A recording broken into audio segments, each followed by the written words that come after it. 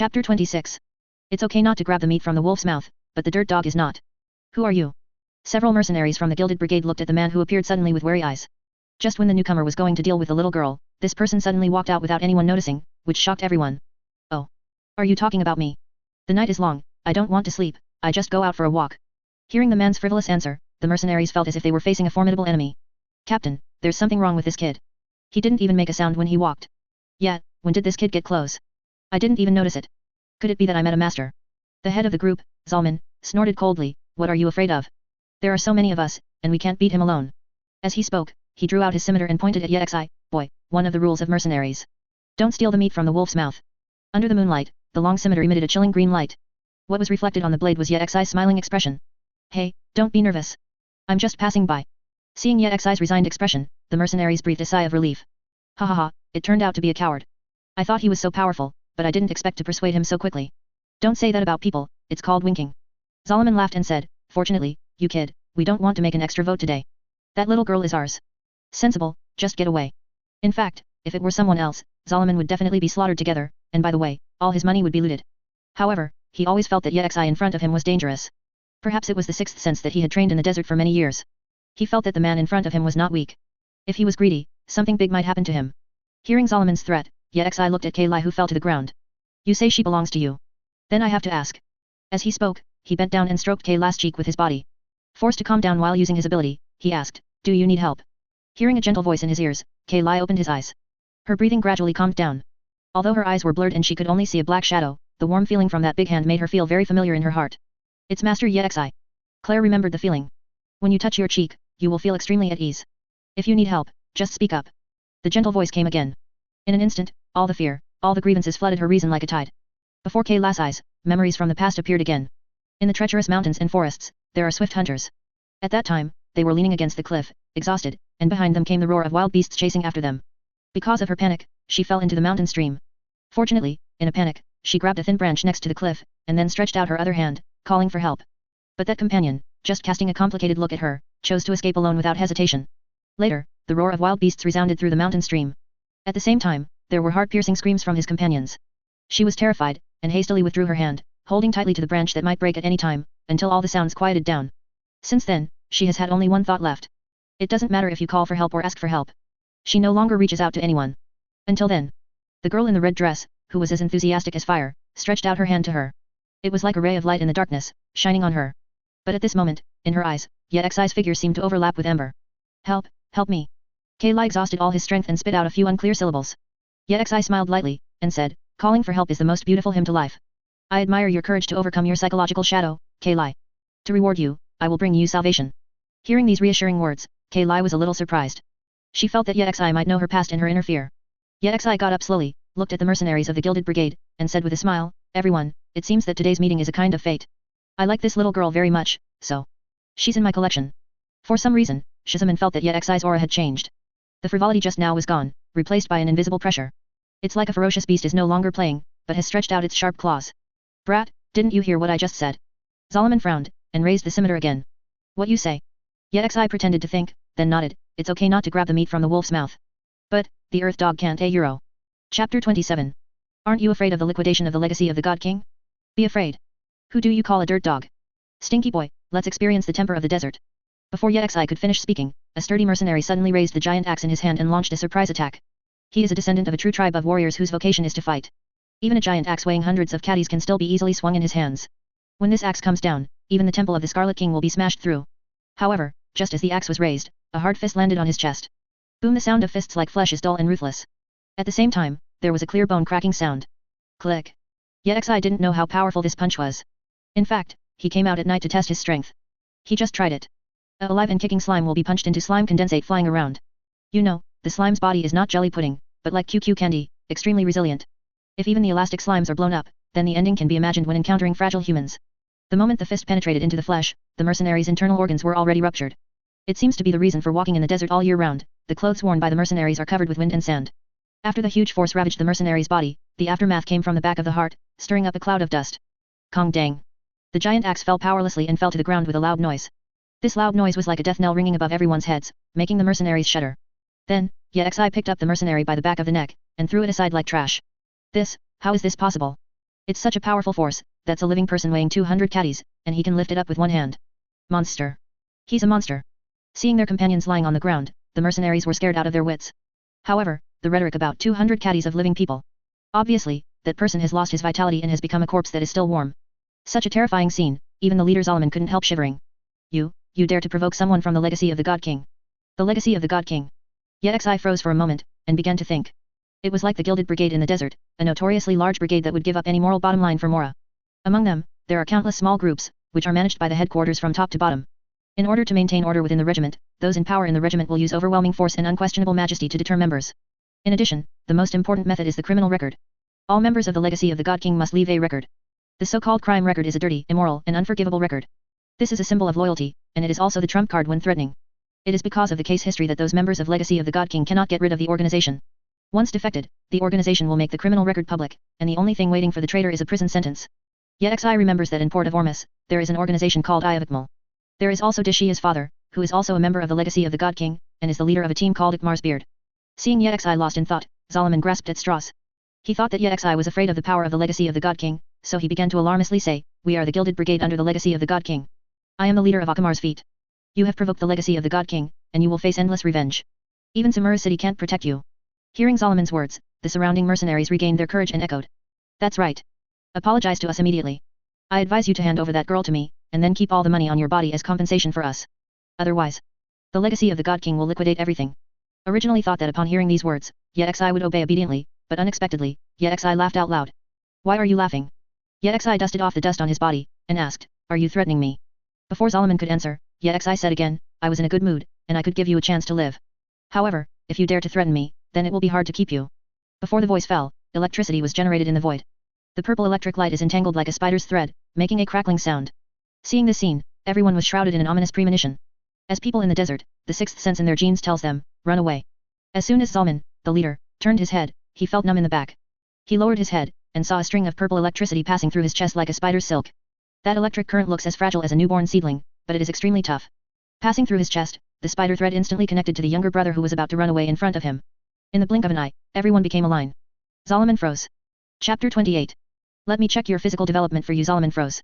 An unparalleled sense of fear enveloped his brain, from the back of his head to the bone of his tail was freezing cold. He looked back at Yexi like a machine, only to see the remaining smile on the corner of Yexi's mouth. "No. No, no, no. Don't." The miserable begging for mercy lasted for less than a breath, and everyone felt the blood in their chests boiling. Hot. An extremely painful burning sensation rolled in his chest. The screams came and went, making people shudder. The next moment, the air froze like cold oil. Boom. Boom boom like dominoes, several figures fell straight to the ground without making a sound. Ah. Monster. Demon. The newcomer's face was pale, and he was dumbstruck with fright. Because he was a little far away from his companions, he survived by luck. Seeing everyone collapsed at this moment, he felt a tumbling in his stomach. There's still one more. Yexi's eyes fell on the newcomer. As if struck by lightning, the newcomer ran away without bending over to vomit, throwing everything in his hand on the road. While running, throwing up. The scene of vomiting against the wind made the corners of Yexi's mouth twitch. He threw it casually, and a golden Mora flew into the sky. Under the moonlight, Mora rolled and twirled, shining a dazzling golden light. However, when Mora fell, Yexi took it back into his hand.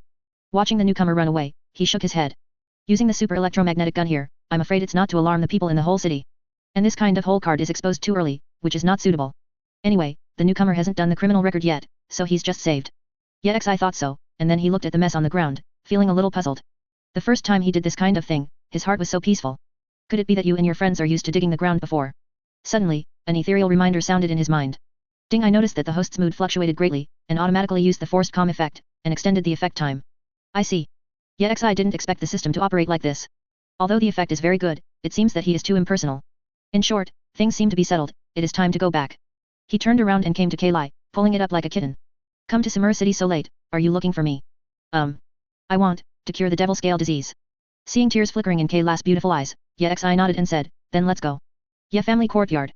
On the way, Khaenri'ah was too weak and fell into a coma. Hearing Yexi's footsteps, Ixia ran out of the house excitedly.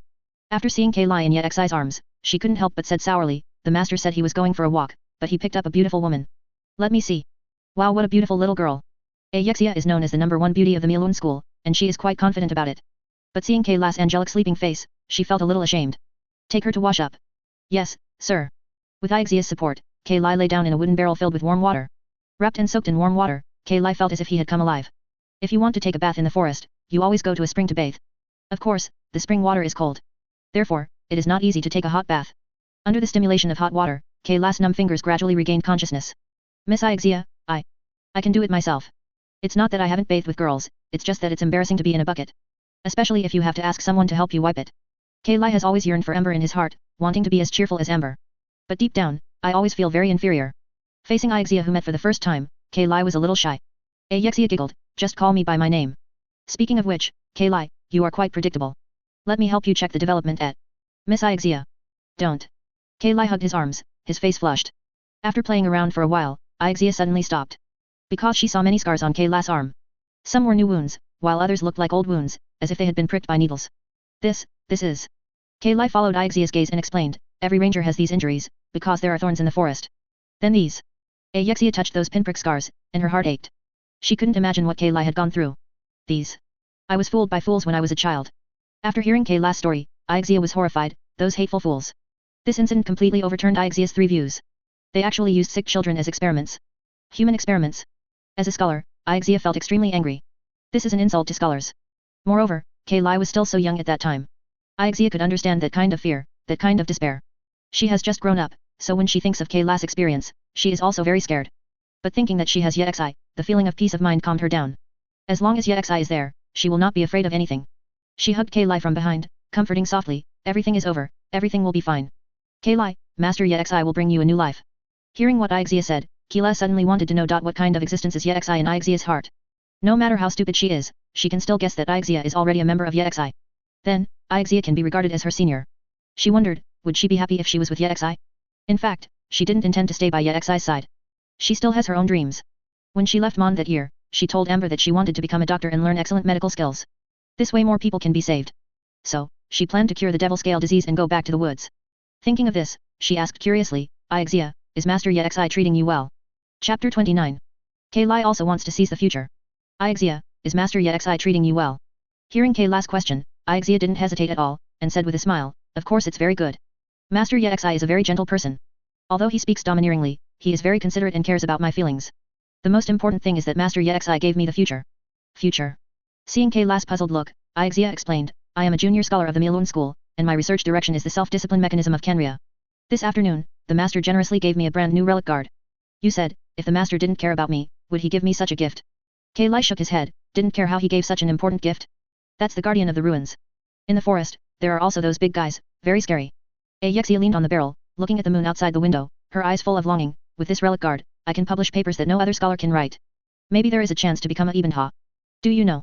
Miss Lisa, who is recognized as a genius in the entire Holy Order Academy, has not been able to become a Ibn Ha at my age. Such a bright future was given to me by Master Yexi. As she spoke, Ixia became somewhat complacent. In the entire Holy Order, who doesn't want to be a genius like Lisa? That is the most powerful witch genius in the 200 years of the Academy. Although she is still a small junior scholar now, with that relic guard, she believes that she can definitely become a Kabandha. Breaking away from the beautiful fantasy, Ixia encouraged Kaylai, Kaylai, maybe your past is full of darkness. But Master Yexi will definitely give you a bright future. You must be brave enough to seize the future. Seize the future. Listening to Ixia's narration, Kaylai was filled with envy. She could see that only when she was truly loved would she express so many good wishes for the future in such a happy tone. But she was a little worried, Ixia, I'm a little scared of Master Yexi. Afraid? Hey. Ayexia was full of doubts, why? Because, just now he killed a lot of people. Kill. Ayexia was taken aback by Kaylai's answer, she sat up and asked, then, is he a good person? No, they want to sell me into the desert. Isn't that the big villain? Ayexia looked filled with righteous indignation, and said with her hands on her hips, Master Yexi came out to protect you and killed the villains. The hero saves the beauty, and everyone is happy. As she spoke, she sighed again, hey, I'm so envious of you, seeing such a brave and handsome master. I want to take a look too. How is it? Kaylai, is the master handsome? Handsome. Kaylai's pretty face blushed. Although his eyes were hazy at the time, he could still see clearly occasionally. At that time, both Yexi's words and actions were so handsome. And it's powerful too. In just an instant, so many people were killed. In her impression, even Master Tenari or Sano Defeng disciplinary officer would probably find it difficult to do so. It's just, why did he kill so many people without any reaction? That kind of calm makes people feel scared. Hearing this, Ixia understood. Kaylai is still a little girl after all. If it was me, I would have been terrified to experience that scene in person. It's like being protected by a lion, watching the lion chew up its prey and swallowing it alive, and then feel awe of the lion. Cole, the master is from Kerriya, maybe you don't know the history of Kerriya.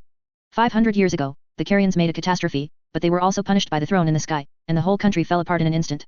Mountains and rivers are shattered, families are destroyed and people die, and people are devastated. Master must have gone through a lot of hardships to have his current resolute character and calm thinking. Although the master never talked about what happened to Khaenri'ah back then, I believe that the master must be a swordsman. When your own people are afraid of difficulties, stand up bravely to protect everyone. Hearing Ixea's explanation, Khaenri'ah immediately felt relieved. Yes. She had forgotten Yexai's identity. If it is a Khaenri'ah, after so many years of fighting blood on the battlefield, how can they be moved by these small things? Wouldn't it be a waste of money to panic because of a few bad guys? Yexia looks like a little girl, her eyes are full of little stars. Khaenri'ah, what kind of person do you think the master was in Khaenri'ah back then? Will it be a nobleman? Will it be a knight? Or the number one swordsman in the world? Ah, I really want to hear the master tell the story of that time. Khaenri'ah said softly, I think Master Yexai is a mage, because he doesn't even use weapons. Hey? Didn't you use a weapon? I think the master must be more powerful with a weapon. Is that so? Next door. The corners of Yexai's mouth twitched when he heard the whispers beside him. Could it be that these two girls are peeking at the script? He even guessed his identity as a nobleman and a swordsman. Fortunately, I didn't continue to guess, otherwise he would be the new king of Khaenri'ah, but I couldn't hide it. My lord, you summoned me here, what are your orders? Yexai withdrew his attention, looked at the Abyss Apostle kneeling in front of him, and said, Go and monitor every move of the great sage, and you must not be discovered. Yes. After speaking, a crack filled with the power of the abyss opened on the ground. After the Abyss Apostle sneaked in, he disappeared into the room. Not long after, footsteps came from outside the door. Khaenri'ah, I will hand over the master to you today. I will write a thesis. You have to work hard. The voice fell, and there was a knock on the door. Afterwards, Khaenri'ah, who was wearing a thin white bath towel, came into the room like a hibiscus. She lowered her head and her eyes fell on unknown places. Master Yexai. I want to seize the future. Chapter 30, Broken. He has become a brave man. Seeking data. Broken. He has become a brave man. Forced to calm down, a flash of gentle light made Yexai calm down instantly. How come it's time to seize the future? Isn't that a line that a girl from the Ice Wolf tribe would say? Just now he only heard the part about Khaenri'ah being afraid of himself, which made him even more curious about what terrible knowledge Ixea had instilled in Khaenri'ah. But it can only be said that Ixea is very good, she understands it very well. With Khaenri'ah's shy appearance and such alluring words, it is indeed heart-wrenching. He couldn't help but want to untie his clothes and walk in front of Khaenri'ah, and say a crazy line like come on, Khaenri'ah, grab your future with your own hands. What 18x plot? Yexai withdrew his messy thoughts and became a little more serious. Head up. Hearing Yexai's words, although Khaenri'ah was shy, he still looked over. Yexai got up slowly, and came to Khaenri'ah, his eyes pierced Khaenri'ah's beautiful eyes. I heard that you are afraid of me. A trace of panic flashed in Khaenri'ah's eyes, did you hear that? Staring at Yexai's starry eyes, Khaenri'ah slowly calmed down. I thought it would be because of nervousness, and then shortness of breath. But, no. Those star pupils seemed to have a magical power, attracting her and making her feel more at ease. His eyes are like a mirror, and Khaenri'ah saw his former self in the mirror. Leaving her mother's arms, she entered the dark laboratory and was injected with the residue of the demon god. Excruciating pain, and desperate cries against the skylight, which was only the size of a dinner plate. Fleeing for their lives in the burnt ruins, covered in mud in the mountains, and curled up in tree holes to avoid the slaughter of wild animals. Wandering in the wilderness with no one. I wiped my tears countless times, and fainted under the big tree because of hunger countless times. In just a few breaths, Khaenri'ah saw the darkness deep in his heart. However, there was only peace in her heart. She suddenly realized that Yexai's gaze was so gentle, pure without any impurities. No desire, no emotion, just like an ancient well. Khaenri'ah, I will meet your expectations. You'll get the future you want. The precious white cotton bath towel slipped off quietly, and the girl fell into a warm embrace. Yexia took a sip of coffee and put the written paper into the bamboo tube. Her first thesis is done. After solving this big problem, Ixea listened carefully to the voices next door, and found that it was quiet over there. She turned off the light, lay on the bed and muttered to herself, unexpectedly, Khaenri'ah is so strong and persisted for a long time. Sighing lightly, Ixea hugged a pillow, as if about to rub it into her body. Even though it's already been in the afternoon, I still want to. The other side. Being with Khaenri'ah is like touching a pot of mimosa. With a light touch, it will curl up into a ball in shame. Fortunately, the instinctive reaction was honest, and finally defeated the shy defense. Then it was like a blooming flower, no longer afraid and hiding, and bravely greeted the beautiful dew in the morning and the warm sun. Yexai looked at the stars outside the window, and an ethereal voice came from his mind. Ding, complete the mission opening branches. Physical strengthening +7 thunder element power +19 hint, the number of times the electromagnetic gun can be used +1 congratulations on obtaining abyss power adaptability, abyss power +11 gain superpowers, primary treatment. Acquire controllable ruins guard *30 the series of rewards made Yexai gasp. It's so luxurious. His physical strength increased again, making him feel that the consumption of the night was instantly made up for. The increase in the power of the thunder element allows him to use the super electromagnetic gun 3 times in a row. Although he wanted to try it, he never had the chance. What really surprised him was the power of the abyss. What kind of power is this? Yexai originally thought that the system would give him another elemental power, but he never expected that it would be the power of the abyss. He has absolutely no idea how to use it, nor how to use it. It seems that we have to find a chance to try it. Then there is the newly acquired ability Primary Healing. Primary Healing, using abilities, you can heal yourself or others, the healing speed is slower, and it is used for minor injuries. It's over, now I'm really a healed hero. How can he still have the superpower of the healing department? Hearing the system's explanation, Yexai couldn't help being curious. Could it be that there are intermediate treatment and advanced treatment? How obvious is that effect? Can it bring someone back to life? The last one is the Guardian of the Ruins. This time I gave 30 units in one breath. Combined with the previous 20 units, there are already 50 units. Think about it, how huge is this force? When Dodalai came, he had to run away with his brother on his back. Just as he was thinking about it, Khaenri'ah suddenly let out a narrow exclamation. Demon scale disease. Then the moonlight leaped from the skylight, and Khaenri'ah found that black scales appeared on his arms. Unlike before, the scales this time were neither painful nor itchy, and there was no numbness. Yexi took this shiny and delicate hand, and said softly, "Don't be afraid, the magic scale disease will disappear soon." Ding branch Khaenri'ah began to purify. The system's notification sounded, which surprised Yexi a little. It should have been the next morning. It seems that because Khaenri'ah himself has the eyes of God, the effectiveness of the system has been advanced. Yexi didn't know the reason either, but the purification had already begun. The black scales are like ripe fruits, gradually beginning to loosen. Then pieces fell off and turned into dust, floating towards the sky. After a while, all the scales disappeared. Khaenri'ah, forget about the magic scale disease. In your life, you have bid farewell to this word.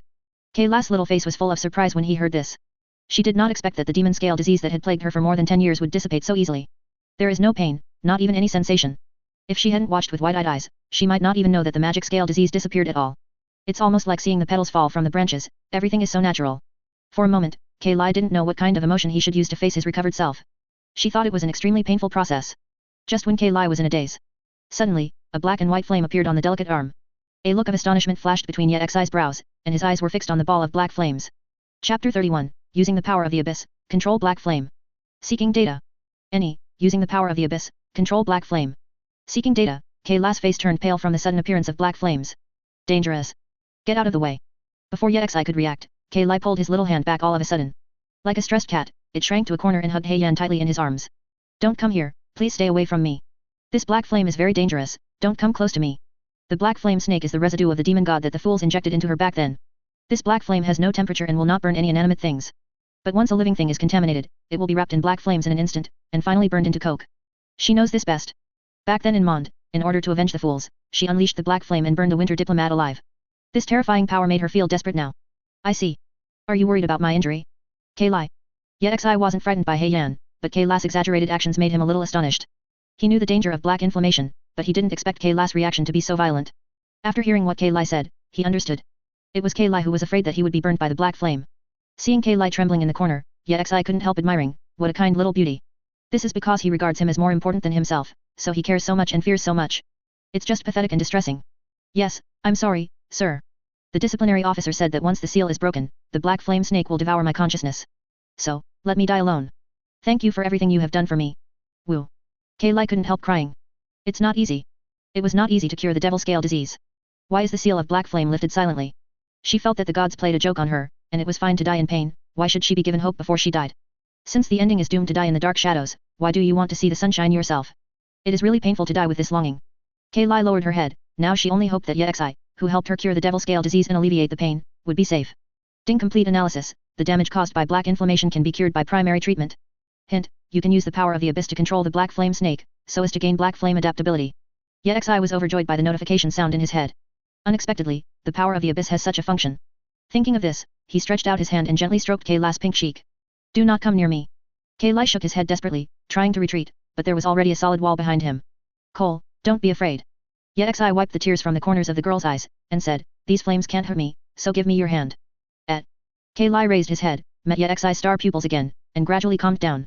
That warm hand made her feel extremely at ease and dependent. It's like being on the bench in the afternoon and in the grass at night. I feel that as long as Yexi is there, she will not be afraid anymore. She obediently took out the hand that was burning with black flames from her bosom. Good. Yexi used the ability of forced calmness, and then stretched out his hand to Heian. The black flame was extremely aggressive, and instantly jumped into his hand like a tarsus. In an instant, severe pain came. Hint, the emotion fluctuates greatly, and the forced calm effect is turned on by default. Hint, primary treatment has an analgesic effect, the pain attenuates, and the treatment is ongoing. Hint, analyzing black flame, please be patient, a series of prompts sounded in Yexi's mind. Fortunately, the primary treatment has an analgesic effect, and Yexi feels much more relaxed. Khaenri'ah almost screamed when he saw Heian's sudden attack. But after Heian jumped into Yexi's hand, it didn't spread, but seemed to be fixed, which made her feel a little relieved. However, Yexi frowned slightly, with an expression of enduring pain, suddenly full of worry and self-blame. Master. Yexi smiled and comforted, don't worry. Just as he was speaking, the pain caused by the black inflammation suddenly disappeared. Hint, the analysis is complete. Acquire black flame adaptability, unlock skill, black flame use the power of the abyss to release black flame. Yexi tried to control the flame in his hand. Sure enough, the flame seemed to be a part of him. As long as he used his consciousness, he could control it. With one thought of his, Hei Yan disappeared in an instant. Colette was stunned. She opened her eyes wide and looked for the shadow of Hei Yan on Ye Xi's body, but there was nothing as far as she could see. How could this be? The black flame will go out. This thing is unprecedented. Once the black flame burns, the living thing must be completely burned into coke before it can be extinguished. But what happened in front of me did happen again. Ye Xi grabbed Kaila's little hand and issued an order with his mind. Immediately, all the black inflammation in Kaila's body spread to his hands, and then disappeared on the surface of the skin. Okay, so you don't have to be afraid of black flames in the future, they are already mine. Amazing. Kaila's eyes were full of little stars, and this feeling of ups and downs made her little heart thump and beat non-stop. She didn't expect that the demon scale disease that had plagued her for more than 10 years was cured, and even the most dangerous black inflammation was eliminated. Thinking of Ye Xi's gentle comforting voice just now, and reaching out to her again, she felt so moved. This warm feeling made her want to dedicate everything to Ye Xi. Hands are burned. I'll bandage them. I learned a lot about bandaging in the woods. Ye Xi shook his head. I can heal myself, you see. As he said that, he used the ability of primary healing. Immediately, a light green fluorescence enveloped his hand, and the scars on it healed immediately at a speed visible to the naked eye. Kaila's eyes were full of disbelief. This kind of thing is simply beyond her cognition. A kind of yearning sprouted in her heart. Isn't this kind of ability the superb medical skill she wants most? In a short while, the burnt skin will be refreshed. Okay, rest at ease. The day's experience made Ye Xi feel a little tired. After lying down, Kailai posted it up. After what happened just now, she couldn't sleep at all. Seeing Kaila's eyes wide open, looking at him all the time, Ye Xi sighed softly. Before, Ixia and the others would all get a god's eye when they woke up. You already have one, maybe you will get another one. What attributes do you want? Is there such a thing? Kailai was no longer surprised, because she had seen too many surprising things about Ye Xi. But this question really bothered her. I want a god's eye of the elemental fire, that's the color of umber. Well. Ye Xi laughed, it seems that I was defeated by Ember. Hey. No. Ember is a girl, not what the master thinks. Kailai was afraid that Ye Xi would misunderstand, so he hurriedly explained, Master is the most important existence in my heart. Ye Xi couldn't help laughing at the girl's nervous appearance. I know about Ember, but it still makes people care. Kailai, everything about you belongs to me. Since you are concerned about Ember, I will take Ember home when Mond arrives. Kailai blushed when she heard this, and couldn't help imagining the scene of being with Ye Xi with Ember. But Ember seems to be on good terms with Yura too. Does the master still know about Miss Yura? Kailai didn't expect Ye Xi to know them so well. Ms. Yula is often mentioned in Ember's letters, and I feel that they are very close. When a good friend has other friends, it is inevitable that people will feel a little jealous. However, Kailai felt that he could not compare with Yula no matter what. It's not easy to do. If Ember gave me a cuckold and pretended to be Yula in my heart, then it wouldn't work. Then take Yura home too. In this way we cuckolded each other and formed a new relationship. Just call itself Green Agency. Puchy. Kailai couldn't help laughing. I feel that what the master said is like a cold joke by the disciplinary officer. Is that so?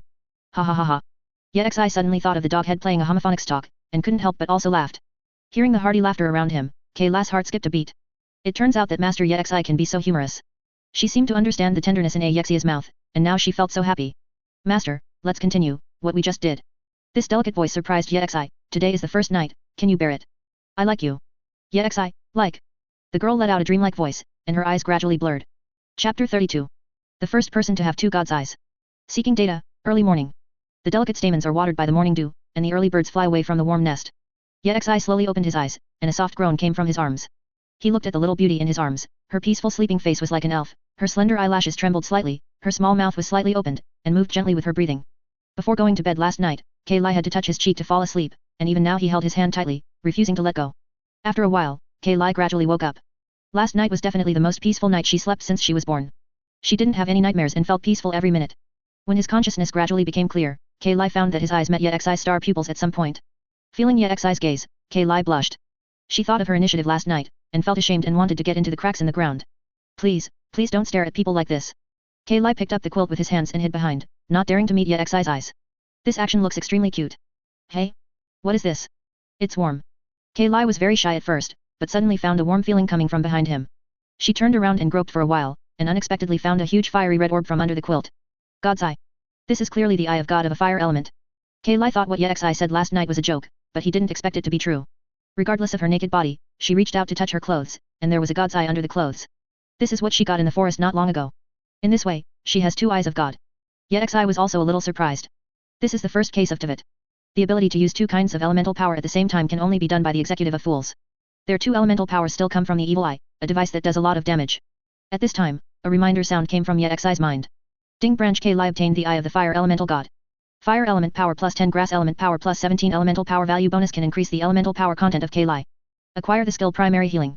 Hint, primary healing will consume grass elemental power. Reward distribution is complete. Please continue to complete the follow-up scattered leaf task. Hearing this prompt, Yexi was slightly taken aback. Khaenri'ah has also acquired the ability of primary healing. Moreover, this ability actually consumes grass elemental power. Then why I don't have the adaptability of the grass element force, but can use the ability? Is it because of the system? I really have 2 eyes of God. Khaenri'ah happily hugged the 2 eyes of God, his face was full of joy. Like a little girl who got a toy. She threw herself into Yexi's arms, her face full of happiness. At this time, Yexi suddenly said, Khaenri'ah, recite elementary treatment silently in my heart. Primary, treatment. Khaenri'ah looked puzzled, not understanding what it meant. Be obedient and do it. Good. Khaenri'ah recited it silently in her heart, and the next moment, a cool feeling came from her hands. She hurriedly opened her eyes, and what she saw shocked her. Her hands were actually surrounded by a faint green light, just like the light that Yexi had when he was treating his burns last night. These lights wrapped her jade arms, which were healed in an instant because of the scratches caused by the thorns left by crossing the forest. And the clearly visible pinhole scars also healed and disappeared at a speed visible to the naked eye. In a short while, it was replaced by smooth and moist skin. The healthy pink color made Yexi want to touch it. Khaenri'ah, as I said, I will give you the future you want. This is a special ability, primary healing. In the future, rely on this to fulfill your dream of medical skills. Hearing Yexi's words, Khaenri'ah's pupils trembled. She never mentioned this to Yexi. Why does Yexi know herself so well? And this special ability with a healing effect is simply awesome. When she was in Mond, she determined to study medicine. However, the ideal is full, but the reality is skinny. After being brought to Sumer by Sano, she realized that she could not read a single word. In this way, let alone learning medical skills, he can't even read books. Now that she has such a powerful healing ability, isn't she a big step forward towards her wish? I seized the future. Khaenri'ah let out a small exclamation, and the most beautiful smile appeared on his face. After getting dressed, Yexi washed up. Yexia suddenly ran out from the side room, offered a kiss and asked, Master, can I drive this relic guard to my research room? Will you activate it? These relic guards all require complicated instructions to be manipulated. The memory in his mind has the relevant knowledge of manipulating the relic guards, so he can easily drive these big guys. But Yexia. Even scholars who study self-regulatory agencies may not have the means to learn those ancient and complicated instructions, right? However, Yexia answered this question with actions. She came to the relic guard, fiddled with the core of the relic guard, and the relic guard stood up. Yexia, are you a genius? Hearing Yexi's question, Yexia looked proud. As Master Yexi's concubine, of course you must have enough strength. Although I don't care about fighting, I can't protect the master, but I have a smart mind. This answer satisfied Yexi. Okay, then you can take this guy to the laboratory for research. Anyway, the research room is near the Holy Order. If it is really placed there, as long as he has a thought, that relic guard can give a backstab to the great sage of the Order Academy. Just pay attention, don't scare the established civilians. Don't worry, Master. Sky Arm Pool. A hurried figure flew past, and what was reflected in the water was Taneri's slender and broad ears. Suddenly, the soil brought up by the shoes fell into the pool, causing a series of ripples. Taneri was full of worries. He got up in the morning to find Khaenri'ah, only to find that there was no sign of Khaenri'ah in the treehouse. At first he thought he had gone into the woods. However, he asked around, and all the rangers said they didn't see Khaenri'ah. This reminded him of Khaenri'ah's words last night. No need to think about it, Khaenri'ah probably went to see Yexi to treat the magic scale disease. He couldn't be sure of the credibility of the cure for the magic scale disease. As a scholar, he believed that this matter must have great risks. For this, he must find Khaenri'ah immediately. Coming out of Tianarm Pond is the path to Sumer City. However, at this time, the small road was actually full of spectators. There were not only passers-by, but also many mercenaries from the 30 Regiment. To Taneri's surprise, he actually saw a familiar figure. Sino. What happened? Why are you here? You know, Sino is Sumi's disciplinary officer, and it must be a very big event for him to play. This road is the only way for Huachenguo to enter the city, and now there is a major incident, and he is worried that it has something to do with Khaenri'ah. Taneri. I'm investigating a homicide that happened last night. As soon as Sino said this, Taneri's heart was more than half cold. Chapter 33, Sino's extremely cold joke. If Sino could change the eye of God, it must be ice. 3. Sino's extremely cold joke. If Sino could change the eye of God, it must be ice. The murder that happened last night. It won't have anything to do with Khaenri'ah. Taneri hurried into the crowd and looked inside. Khaenri'ah left Huachenguo last night, and this road is the only way to enter Sumer City. If Khaenri'ah was going to look for Yexi in Sumer City, he would definitely pass by here. This gave him an ominous premonition. He wasn't worried that it was Khaenri'ah who was killed. Because Khaenri'ah was brought by Sano, it is impossible to see Khaenri'ah's accident and remain so calm. Since it was someone else who was killed, Taneri was worried that Khaenri'ah had used power he shouldn't have used. If that force gets out of control, it will be dangerous. What are you in a hurry for? Are you interested in this case? It would be great if you could help me. Taneri didn't answer Sano's words, but carefully checked the situation. The scene was protected by mercenaries from the 30-member regiment, and passers-by around were talking in the distance. Oh my god, it's really scary. Isn't it safe to enter the city? Tisk tisk tisk, those people died so badly. And they died very strangely. I think those few seem to be the gold-plated brigade in the desert, right? I guess they are not good people, and they deserve it if they die. Regardless of who the dead person is, this kind of thing happened on the only way of Sumer City, that's the point. Hey, I think it's better not to go out of the city recently. It's not far from Sumer City, didn't the 30-member group that patrolled at night not notice it? Public security issues need to be taken seriously. The surrounding discussions are clearly distrustful of security capabilities. These words fell into the ears of the mercenaries of the 30, which was Chikuakuo's criticism and ridicule. Toneri looked around, but found no clues related to Black Flame. Moreover, the wounds of the few deceased did not seem to be caused by bows and arrows. This basically ruled out Kei's clues, which made him heave a sigh of relief. Could it be that nothing happened when Kei passed by? Sano came to Toneri and asked, "How about it? You can see the suspicion. This case was done by a master. And this person is far more powerful than us." Hearing what Sano said, Toneri's eyes were full of surprise. Sainyo is a disciplinary officer, even he is ashamed of himself, so how terrifying is the other party? Maybe, that so-called expert might have something to do with Kei. Thinking of this, he looked at the corpses on the ground again. On the ground, there were several gold-plated brigade mercenaries from the desert lying in disorder. Toneri took a closer look, and immediately took a deep breath. The chests of these people seem to have been burned, and all the internal organs are actually cooked. Is it fire elemental power? No, with the power of the fire element, it is impossible to only burn the internal organs without destroying the surface of the skin.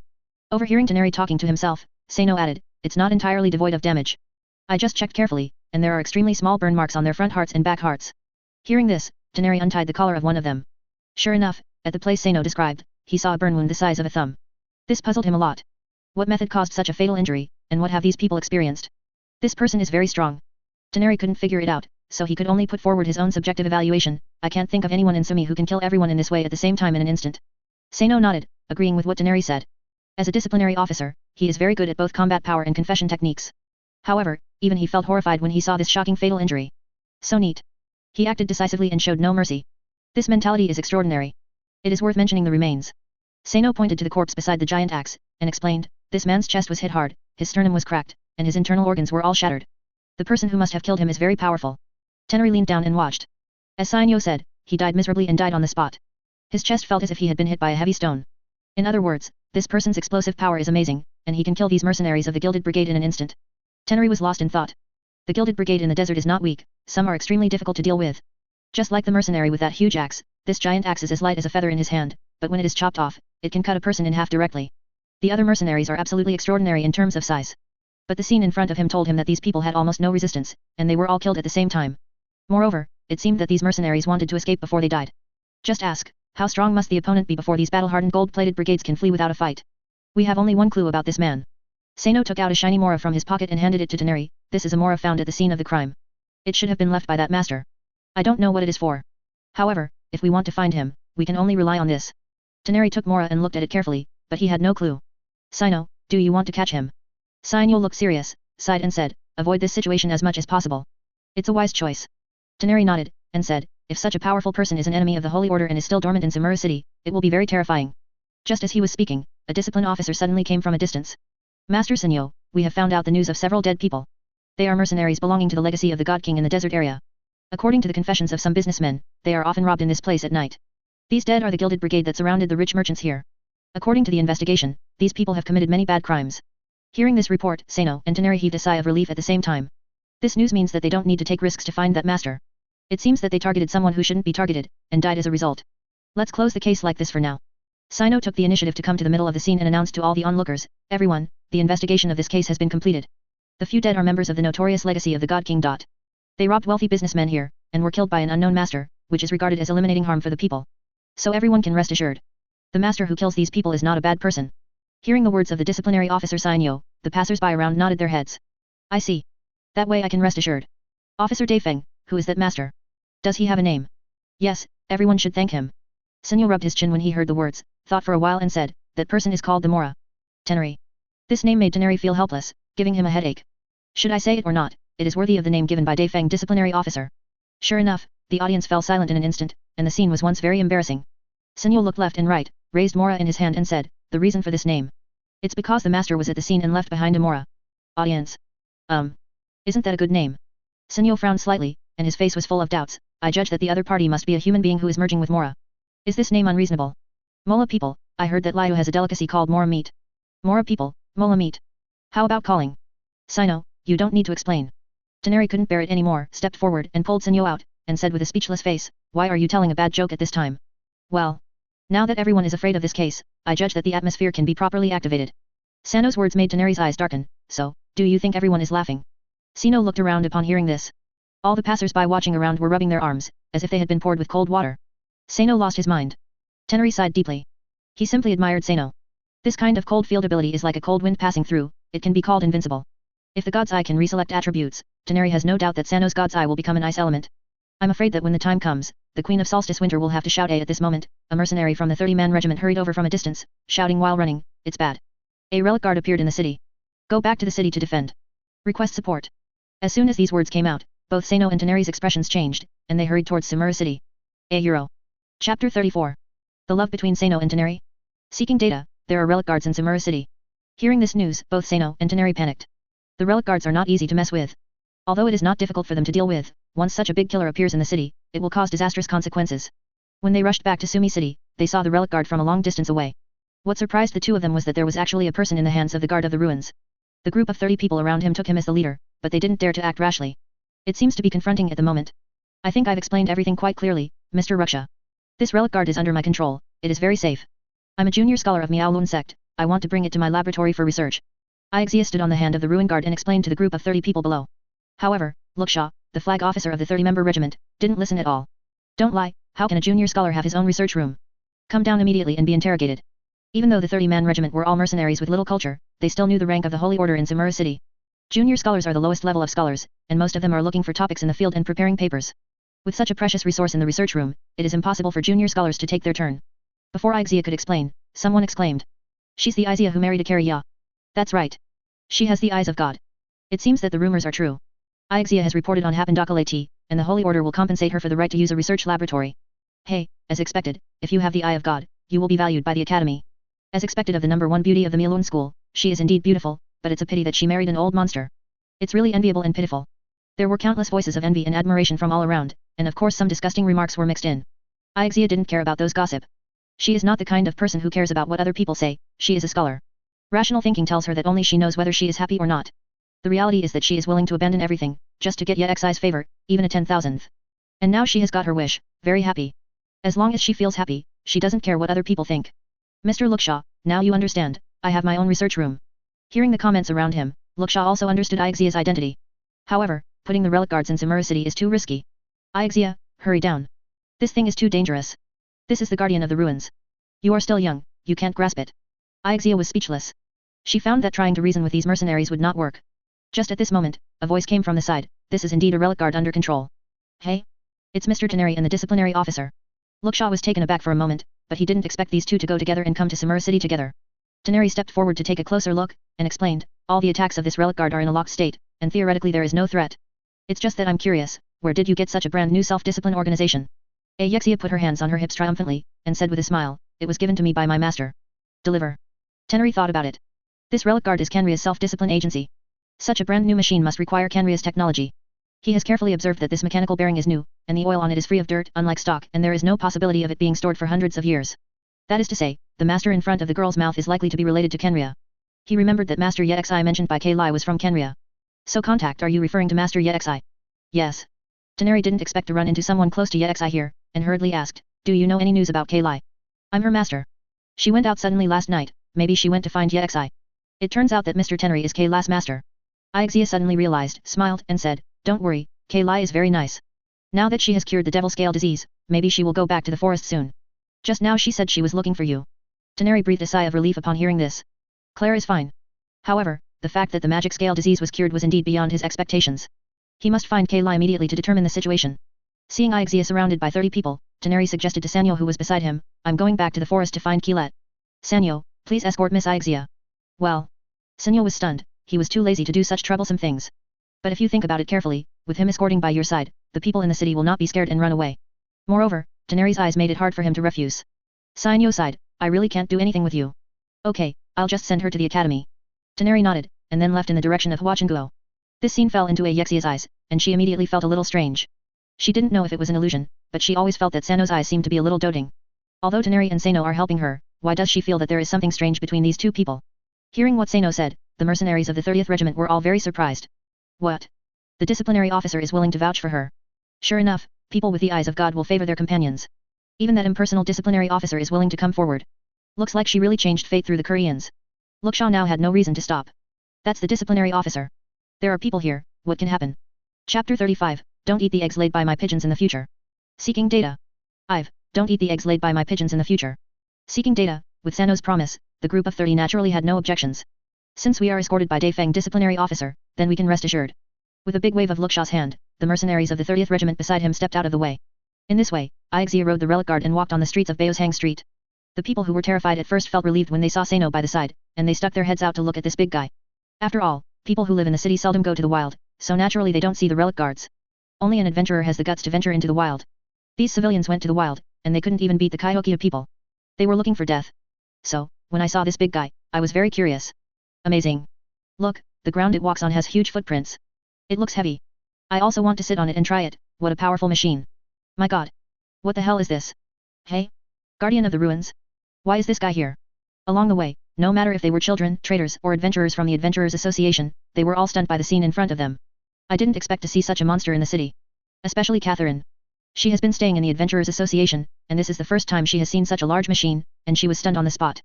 The Guardian of the Ruins went all the way up. The scholars on the road were all dumbfounded, watching the relic guards get closer and closer, and finally disappeared at the end of the street. Holy order! Hearing the loud sound of dong dong dong coming from outside, many scholars poked their heads out. However, when a tall relic guard appeared in front of them, several young scholars were so frightened that they fell to the ground and howled. The quiet holy order suddenly became chaotic. Monsters! Monsters have broken into the academy. Help! Someone help me! I'm dead. My study materials. Please make sure to sink my study materials in the sink. The scene began to become chaotic. However, before the storm broke out, Sano stopped him with a cough. Great disciplinary officer. With the discipline officer here, there shouldn't be any danger. Scared me to death, I thought I was going to die. It's amazing. The new breed of pigeon chicken I bred seemed to be taken aback and actually laid eggs. I said, don't raise poultry in the research room of the Holy Order. UBD. You dare to scold me? Don't eat the eggs laid by my pigeons after you have the ability. Okay, stop arguing. Take a closer look, this is Khaenri'ah's self-discipline agency. Isn't that Ixia? How could she stand in the hands of the ruin guards? Just when everyone was attracted by the huge monster in front of them, an old scholar let out a loud exclamation. My god, how could there be such a complete cultivator? Get out of the way, let me in. Looking at the old scholars, many people recognized them. He is a Hibantu of the Milun school, because of his seniority, he is quite prestigious. It's just that he is too old to walk tremblingly. The young scholars hurried out of the way, for fear of being knocked by others. Ah, this brand new part, this complete core. How can such a self-regulatory organization still exist in the world? It's simply a miracle. The old scholar wore glasses and carefully looked at the lines of the relic guards, as if a young man saw his first love. Ayexia jumped down and came to the old scholar. Teacher Derman, this is the self-discipline agency I mentioned in the letter. After receiving Yexi's reward last night, Ayexia couldn't wait to write a letter to the new teacher, and then sent Ming Khaenri'ah to the teaching academy. Since karate was judged, she has no teacher. The Holy Order gave her a chance to choose a teacher. This new teacher is a Hibantu she chose, who has a good reputation and is a scholar who really delves into academics. Hearing Ayexia's words, Derman was extremely excited. He read Ayexia's letter about the self-regulatory agency presented by Master Yexi, but he didn't take it seriously at the time. In his eyes, Ayexia was just a little girl who was deceived, and that self-discipline organization was probably of little value. However, he never expected that it would be such a complete cultivation machine. Ayexia, hurry up. Bring it into the research room. Thank you Master Yexi for me. How could he be so generous? If I'm lucky, I really want to meet that master. Derman has studied the self-regulatory mechanism all his life, and of course he can see that this self-regulatory mechanism is not a second-hand product, but has just been manufactured. This means that Yexi of the donating agency probably has mastered this technique that he has been studying all his life. And the person who masters this technology must be a high-ranking Kerriya. He didn't expect that Ayexia was so favored and could get such a reward. Seeing this scene, the surrounding scholars were dumbfounded. At the same time, the top floor of the Palace of Wisdom. You actually brought the guards of the ruins into the academy. Is even the disciplinary officer standing there? After the great sage Azar listened to the report, his eyes were full of solemnity. Master Sage, shouldn't we secretly destroy that relic guard? Hazard did not object to the prophet's proposal. But, he didn't intend to do it himself. Let the fools figure it out. Compared to this matter, I have a new idea. The dean didn't understand Azar's meaning. My lord, what do you think? We can't always be passive, getting news from the Koreans. Azar got up slowly, approached the commander, and lowered his voice. Compared to investigating, why can't we infiltrate them? You mean? The instructor's eyes lit up, and he couldn't help but marvel. Indeed, as long as we send a woman that the Khaenri'ah people like, let her help us formulate the formula and find out the truth about the Eye of God. In this way, whether it is the secret of the Eye of God or the legacy of Khaenri'ah, all information can be easily grasped. The question is, who should I choose? While the two were talking in a low voice, a dark purple light shone in a dark corner beside them. That is the power of the abyss. Euro. Chapter 36, The Gilded Brigade Girl Who Just Wants to Be Conquered by the Strong. Seeking Data. 9. The Gilded Brigade Girl Who Just Wants to Be Conquered by the Strong. Seeking Data, Desert. Headquarters of Legacy of the God Kings. The leader Missil was very angry. Come here, pull this deserter out and hack him to death. Upon hearing Missil's words, the people kneeling on the ground made desperate begging for mercy. This person is the rookie who escaped under Yexi last night. He didn't stop all the way, ran back like crazy, and told Missil about the horrible incident that happened last night. It's just that he didn't expect that Missil actually wanted to kill him now. Snort. As a citizen of the Scarlet King, he abandoned his teammates at a critical moment and ran for his own life. It's an embarrassment to the legacy of the God King. Miss Hill waved his hand, and several of his subordinates dragged the newcomer out of the hall, and then there was a miserable howl. However, the sound didn't last long. Master Miss Hill, this matter cannot be left alone. We must find that person. The leader Miss Hill nodded and said, don't worry, I already have plans to send someone to Sumeru City. As he spoke, he looked at his subordinates beside him. Hamze, I heard that recently in the city of Sumeru, there is a new Kerriyan who is very rich.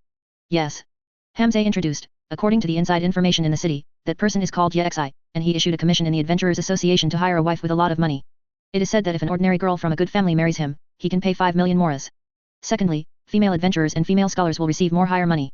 Especially a woman with the eyes of God can get a dowry of hundreds of millions of moras. Anyway, that kid must be very rich. After listening to Hamze's report, everyone in the hall did not hide their greedy eyes. Hundreds of millions of moras. What a cowardly rich man. If he can afford to pay so much money, he must have a very rich family background, perhaps more than 1 billion yuan is not an exaggeration. Oh my god. If we can keep this money for ourselves, wouldn't we give it away? While everyone was discussing, the leader Miss Hill raised his hand. For a while, the hall fell silent. Hamze, take a few people and go to the city to kill him. Then hibernate, look for the master last night, and avenge the dead brother. Hamze nodded, no problem, Master Miss Hill. Our insiders have already found the home of the rich man. It's easy to get a big ticket. After finishing speaking, Hamze got up and prepared to leave the headquarters. At this moment, Miss Hill suddenly said, wait a minute. Take Alisha with you. Let that Yexi be her crime. Alayusha's strength is impressive, we must keep her in the legacy of the God King. As he said that, Miss Hill's eyes were full of disdain, and he sighed, it's really unexpected that a trader's daughter can be so powerful. Not long after, a group of people appeared at the gate of the headquarters of the legacy of the God King. 7 people, 4 pack animals. There were not many of them, but all of them were muscular and well-built mercenaries. And there is one exception. She rode a pack beast alone, and walked ahead. Alayusha, I know you are kind, and you don't want to leave crime record behind. How about being my woman? I can help you make a criminal record so that you can live with peace of mind. Hamze looked at Alayusha, who was on the side, and scanned the girls up and down. The filth in those eyes disgusted Alayusha. But she didn't refuse, but said, okay. But the premise is that you have to beat me. I only yearn for men who are stronger than me. My body will only be conquered by the strong. Are you going to try it? Hearing this, Hamze didn't speak anymore. Because he knew that with his strength, he was no match for this girl at all. Alayusha's skill is very good, he has that self-knowledge. Moreover, there is still an operation to rob money in Sumi City today. If he is injured and delays Miss Hill's mission, it will be troublesome. The mercenary sitting behind Hamze laughed out loud. Hamze, unexpectedly there is a woman you are afraid of. I don't think you can handle Alisha, you'd better spend money to find those bastards to play with. Hamze glanced back, and the other party immediately closed his mouth. This was in front of Alayusha, this guy actually mentioned that he was messing around with women. For now, he still wanted to make a good impression in front of Alayusha. Alayusha, wait for this mission to end. Back to the legacy of the God King, I will fight you. At that time, don't forget what you just said. Hamze stared intently at Alayusha's face. Because of the strong wind and sand in the desert, all the deserters cover their eyes with a layer of fabric to prevent the sand from blowing up. No one had seen Alayusha's face covered by the gold and red silk, so no one noticed her beauty. But Hamze is different. By chance, he saw Alayusha take off the gold and red silk. That beautiful face paralyzed his whole body and made his beast blood boil. There was only one thought in his mind. That is to get Alayusha. There is no more beautiful woman in the desert than Alayusha, and if there is one, it must be the conquered Alayusha herself. And this conqueror is only Hamze. Because only he knows Alisha's secret best. This girl, pitifully, stayed in the den of killing her father and enemy, but she didn't know it. That's right. Alayusha's parents were all killed by him and Miss Hill because they wanted to destroy the crime and escape.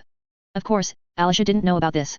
Hamze really wanted to tell her about it after he got tired of playing with Alayusha. Presumably by then, this woman's expression will be very colorful. Thinking of this, the corners of Hamze's mouth curled up unconsciously. In his opinion, the more noble Alayusha is now, the happier he will be when that day comes. Sumeru City. Yexi took Dinazede and Dixie to lunch, and then they were free. Life in Sumeru is always so leisurely. The temperature is suitable, neither hot nor cold, making people feel extremely comfortable. Master, everyone in the Zubair Theater, after knowing that you donated the money, they all want to meet you and express their gratitude to you. Dinazed told what happened yesterday when she went to donate money.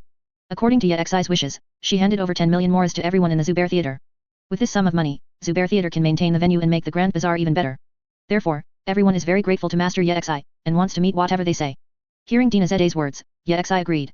Anyway, the eyeliner sent by the great sage has already seen him, so there is no need to hide. It's better to go to the Grand Bazaar. He needs to express kindness to more people and create a good image. Chapter 37, Only you are willing to celebrate the birthday of the imprisoned little grass king. Seeking data. Even, only you are willing to celebrate the birthday of the imprisoned little grass king. Seeking data. Dinazede was very happy, she never thought that Yexi would really like to go to the Grand Bazaar. Because Yexi is rich and has a lot of status, and the Grand Bazaar can be said to be a bit shabby, which is not worthy of Yexi at all. Sumeru people all pursue knowledge, and the more powerful people are, the more they yearn for the holy order, and they are unwilling to go to places like the Grand Bazaar. So seeing Yexi nodding, she was filled with joy. When you come to Bao's Hang Street, you can enter the Grand Bazaar along the path. Dixie looked at the two people walking hand in hand in front of her, and always felt that she was a superfluous person. However, Dina Zed insisted on her being there, which gave her a headache. Someone as powerful as Yexi obviously doesn't need her protection at all. It's better to let her stay at Humei's house to help carry goods or run errands. Grand Bazaar. There are many shops here, and there are many children.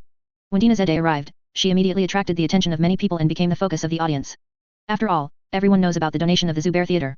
In the Grand Bazaar, if the Zubair Theatre is more lively, the traffic will increase, and these vendors will naturally not make less money. Mr. Zubair, Nilu, what are you talking about? Hearing Dina Zed's voice, the two turned their heads one after another. It's Miss Dina Zede. Dina Zede, we are discussing about repairing the theatre. Who is this? Nilu looked at Yexi who was on the side, and couldn't help but let out an exclamation in her heart. What a man of temperament. As a little dancer at the Zubair Theatre, she has seen many people. However, most of those men did not last long in her memory. Yexi is the first one that can make her remember at the first sight. Dina Zede hid behind Yexi, blushing and said, he is my master Yexi. Didn't you all want to see the master yesterday? I brought him. What? Dina Zede's words surprised everyone around her. You are Master Yexi. Zubair hurried forward to salute. Hi, Master Yexi. I am the manager of the Zubair Theatre, Sheikh Zubair. On behalf of everyone in the theatre, I would like to express my gratitude to you. If it weren't for your generous donation, our performance at the Flower God's birthday festival will definitely be very simple. Nilu next to her was stunned. She came back to her senses, and hurriedly followed Zubair to salute. The surrounding merchants were in an uproar. He is that Master Yexi. Didn't you say Master Yexi is very old? Yes, Void clearly said that he has lived for more than 500 years. How can you be so young and handsome? Oh my god, I sympathized with Miss Humei's family before, but I didn't expect the clown to be myself. This face, this temperament, even if I want to stick to Mora, I'm willing. For a moment, the surroundings were filled with voices of envy for Dina Zede. Yexi smiled and nodded. Mr. Zubair, don't be restrained. Donating money for you is my support for the Grand Bazaar. Actually, I've been here before, and I really like the atmosphere here. The vendors in the Grand Bazaar and the people in the theatre are like family members.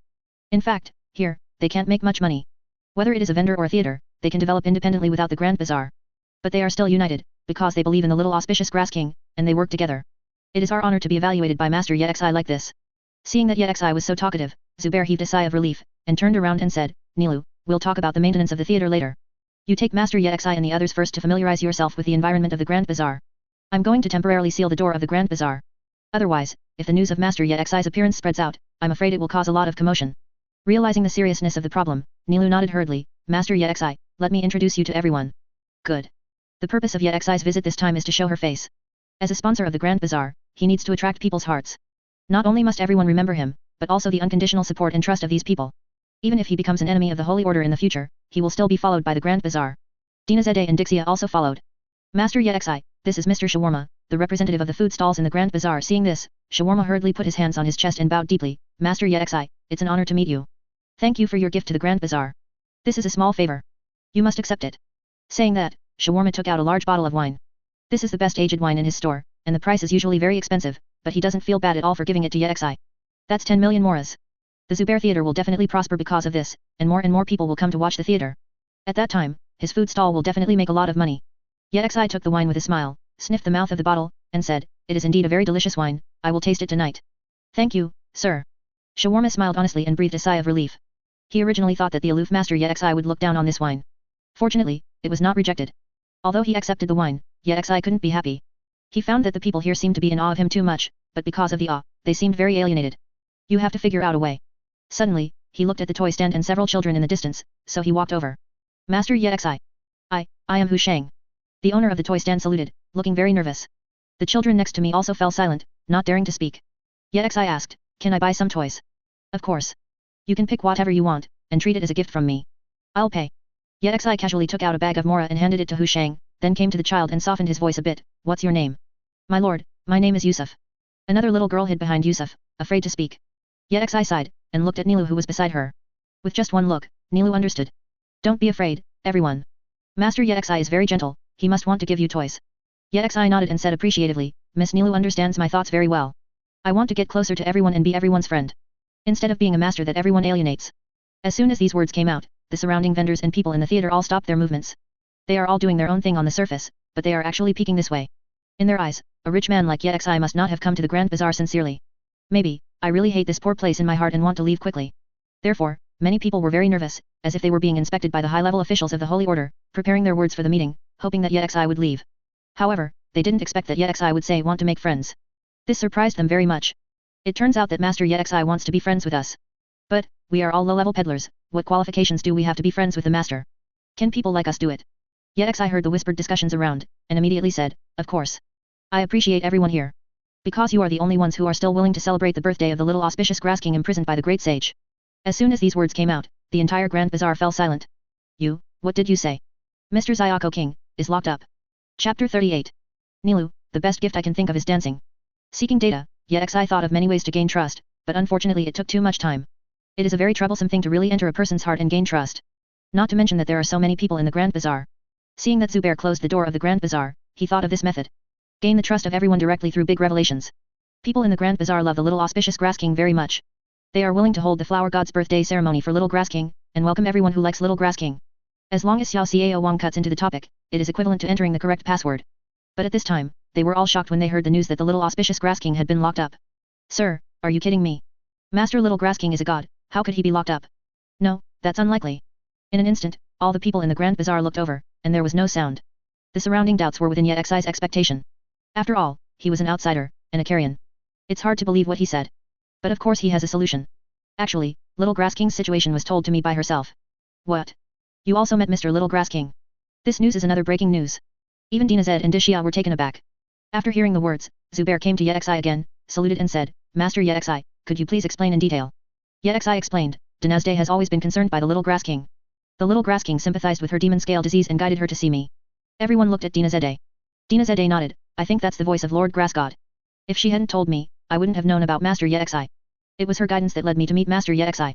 Hearing Dinazde's explanation, everyone immediately talked about it. Nilu suddenly said, I believe in Dinazde, she is my good friend. Besides, she suffered a lot in the past. If it was the gentle little grass god, he would definitely help her. In everyone's hearts, the little auspicious Grass King is very gentle. Even though they haven't met Little Grass King, they still think so. Many people have received the favor of Little Grass King. Some people were drunk, accidentally tripped over a tree root, and almost fell from a height, only to wake up the next day and sleep peacefully among the flowers.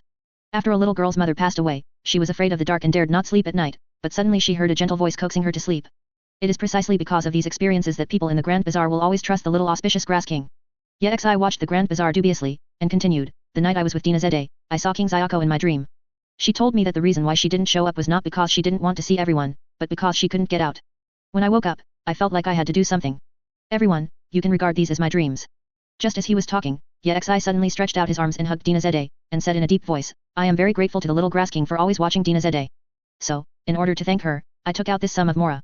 Even if these are fantasies, I still hope to use this Mora to celebrate the little auspicious Grass King's birthday. Therefore, the desire to make friends with everyone is true. Regardless of everyone's status, I hope the Flower God's birthday festival goes smoothly. Hearing this, Dinazde was moved to tears. Master, you are so kind to me. She finally understood. No wonder Yexi suddenly asked her to donate that day. It turned out that it was because he met King Zyako in his dream. And this money was donated by Yexi to thank King Zyako for taking care of him. Dixie couldn't help but said, I didn't expect you to be such a good person. Although she has no faith, she doesn't care whether it is the Red Desert King, the Great Mercy Tree King, or the Little Grass King. However, Yexi's words moved her very much. She doesn't agree with anything else now, except that Yexi is very kind to women, she can see it. No matter who you are, as long as you become Yexi's woman, you will receive 100-fold attention and favor. Isn't that what women pursue for happiness? The people around were also in an uproar. I see. Even if these are dreams, I can still feel Master Yexi's sincerity. Everyone. Master Yexi really wants to make friends. We can't let the Master feel cold. Master Yexi, as long as you like Little Grass King, we will be friends. Let us all hold a Flower God's birthday festival. The atmosphere suddenly became active. Zubair waved his hand, and the surrounding became much quieter. He said, Master Yexi, people in Samura don't dream, and people who come to Samura don't dream either. So I believe that the grass god you saw is not a hallucination. Indeed, the little Grass King has been in the Jingshan Palace since he was picked up by the great sage Azar, and has never shown up. We will find a way to find out the truth about this matter. Although it will take a lot of time, as long as we don't give up, we will definitely find the truth. Before that, let's celebrate the little Grass King's birthday. Yexi nodded seriously. All of this was within his expectations. That's right. His purpose was just to express his sincerity, even if these people didn't believe that Nashida was locked up, it didn't matter. But once they investigated, they found that it was true. Then, these people will have great trust in him. He looked back at the child and said, have you chosen what toy you want? I'll give it to you. Nilu also came to Yexi's side, and echoed, yes, everyone, choose quickly, this is a generous gift from Master Yexi. Nilu is the group favorite of the Grand Bazaar, and everyone likes it, even children. Seeing what Nilu said, the two children relaxed. Sister Nilu said so, then I want this. Master Yexi, my name is Kumari, I want this. Yexi looked at the owner with a smile, Mr. Hu Shang, that's all, I bought it. Hu Shang waved his hand hastily, Master, I don't want your money. Just finished speaking, seeing Ye Xi's feigned displeasure, he said helplessly, even if you give money, this 10,000 moras is too much. Well then, take this ornament back. With that said, Hu Shang took out a gift box from the stall, and stuffed everything to Ye Xi. Before Ye Xi could refuse, more voices came from the side. Master Ye Xi, I am Afshan who sells spices, thank you for your generosity, these are greeting gifts. Master, I'm selling blankets, this blanket is not very valuable, I hope you don't dislike it. Master Ye Xi, I am a porter, and I am also your friend. Master Ye Xi. Ye Xi was immediately surrounded, which made him a little overwhelmed. Everyone's enthusiasm exceeded his expectations. After a while, he couldn't put down the gifts in his hand, so he had to ask Dixie and Dina Zede to take some too. Nilu smiled and said, Master Ye Xi is very popular with everyone. Actually, I also have a gift to give to the master, but I am very confused about what to give. Now I understand, the best gift I can give is a dance. Ye Xi froze for a moment, a little unresponsive, dancing? Now. Chapter 39. A token of love worth millions of moras for Nilu? Seeking data, before Ye Xi could finish speaking, Nilu began to dance gently on the spot. This Ye Xi can't be adjusted. I have to admire that Nilu is quite social at this time. In normal times, how could anyone start dancing just by saying it on the street? As soon as they saw Nilu dancing again, the people in the Grand Bazaar immediately gathered around and quietly watched from a distance. Nilu is usually naive, but once she starts dancing, it's like a different person. She seemed to be integrated into the emotion of the dance, and even her expression and eyes changed. Even though the jump is sudden and there is no accompaniment, the dance moves are still pleasing to the eye. Especially the full exotic style. There was also that aggressive gaze that looked over while spinning in place. Sometimes soft, sometimes bold, sometimes timid. It was as if she was intoxicated by it herself. As an audience, Ye Xi feels that Nilu's dance has a magical power, which makes people fascinated. Perhaps it was the first time he saw it, but he couldn't understand what the language woven by these actions was expressing. But the graceful and slender body, the pink and shiny shoulders, the looming painting on the back, and the slender and lovely belly button. This scene, everywhere, was captured by his eyes. Memory is very honest. Even if you don't understand it, remember it. A dance ends gracefully in gradually slowing down movements. Ye Xi was completely attracted by Nilu's figure. Until the last moment of freezing, his eyes were full of Nilu's overlapping white legs. This is simply a kind of mental interference. In the middle, he could obviously use the ability of forced calmness to bring himself back to his senses. But, I don't think it's necessary. It's not that he hasn't seen Nilu's dance before. In the game, although it is amazing, it is not as good as it is now. Right now, this is watching live, and the feeling of being there is extremely strong. It's like seeing a girl dancing on TV, and you'll feel a vulgar fan, that's all. But at the scene, breathing the same air, standing in front of the girl, you can't help but admire. Master Ye Xi, how do you feel? This is a dance performed by Nilu for you alone. It must be very strange. I'm so envious, this is the first time Nilu has performed a dance for someone. Yearning voices came from all around. Zubair stepped forward and explained, I heard from Nilu's dance teacher that when Nilu dances for someone, her eyes will be fixed on the person watching the dance. That person will be deeply immersed in Nilu's graceful dance, unable to extricate himself. It's a pity that the dance teacher is the only one who has seen this scene. When performing on stage, Nilu's eyes were not focused, but when she danced for you just now, her eyes were always on you alone. That must feel amazing, right? After hearing this explanation, Ye Xi suddenly realized. Turns out not everyone feels this way. This reminded him of a story. In the art class, the teacher put a carambola on the table, and the students all drew the carambola, only the middle student drew a 5-pointed star. Everyone's viewing angle is different. But just now, he faced Nilu directly. Therefore, that kind of tenderness and charm will be conveyed to him. Only he is the strongest with that kind of soul-stirring feeling. Looking at Nilu who was still breathing heavily in front of her, Ye Xi applauded, very beautiful, Nilu. Whether it's your people, or your dance. At hearing Ye Xi's appreciation, Nilu's eyes were flustered, but she was very happy inside. I am very happy if Master Ye Xi likes it. You saved my best friend and cured her of the devil scale disease, thank you very much. Besides, there is actually a big hole in the stairs of the theater, but that's not the biggest headache. That's the tree hole at the top of the stage. A big piece of bark is about to fall off. Mr. Zubair is worried to death. We reported it to the Holy Order several times, but they never came to deal with it. People in the Holy Order have always looked down on those of us who sing and dance. If they don't come, we won't be able to afford so much maintenance costs. If things go on like this, not only will everyone in the Grand Bazaar be hungry, but even the Flower Goddess Festival will not be held. Thanks to your funding, we can repair the theater and decorate the Grand Bazaar. Nilu was a little incoherent, but she tried hard to express her gratitude. Because Ye Xi's funding is really timely. The day of the Flower God's birthday festival is getting closer and closer, but the situation in the theater is like this. It can be said that without Ye Xi's funding, the Flower God festival would not be held, and even everyone in the Grand Bazaar might be forced to leave. Seeing the conversation between Nilu and Ye Xi, Zubair and the others dispersed with interest. But before leaving, a few people were snickering. Is Nilu shy? So nervous. I was taken aback by Master Ye Xi's praise. I can't help it. To be appreciated by such a handsome and rich man, everyone will be tempted. SHH, don't be overheard, that girl Nilu has a thin skin. Although the discussion was very small, it was still heard by Nilu. It made her cheeks feel hot. My dancing is actually worthless. However, this is the best reward I can offer. So, as long as Master Ye Xi doesn't dislike him. Hearing Nilu say so many things in one breath, Ye Xi said, don't worry, I like it very much.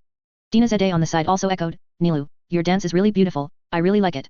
Yet, although I don't have much vision as a mercenary, I like it very much.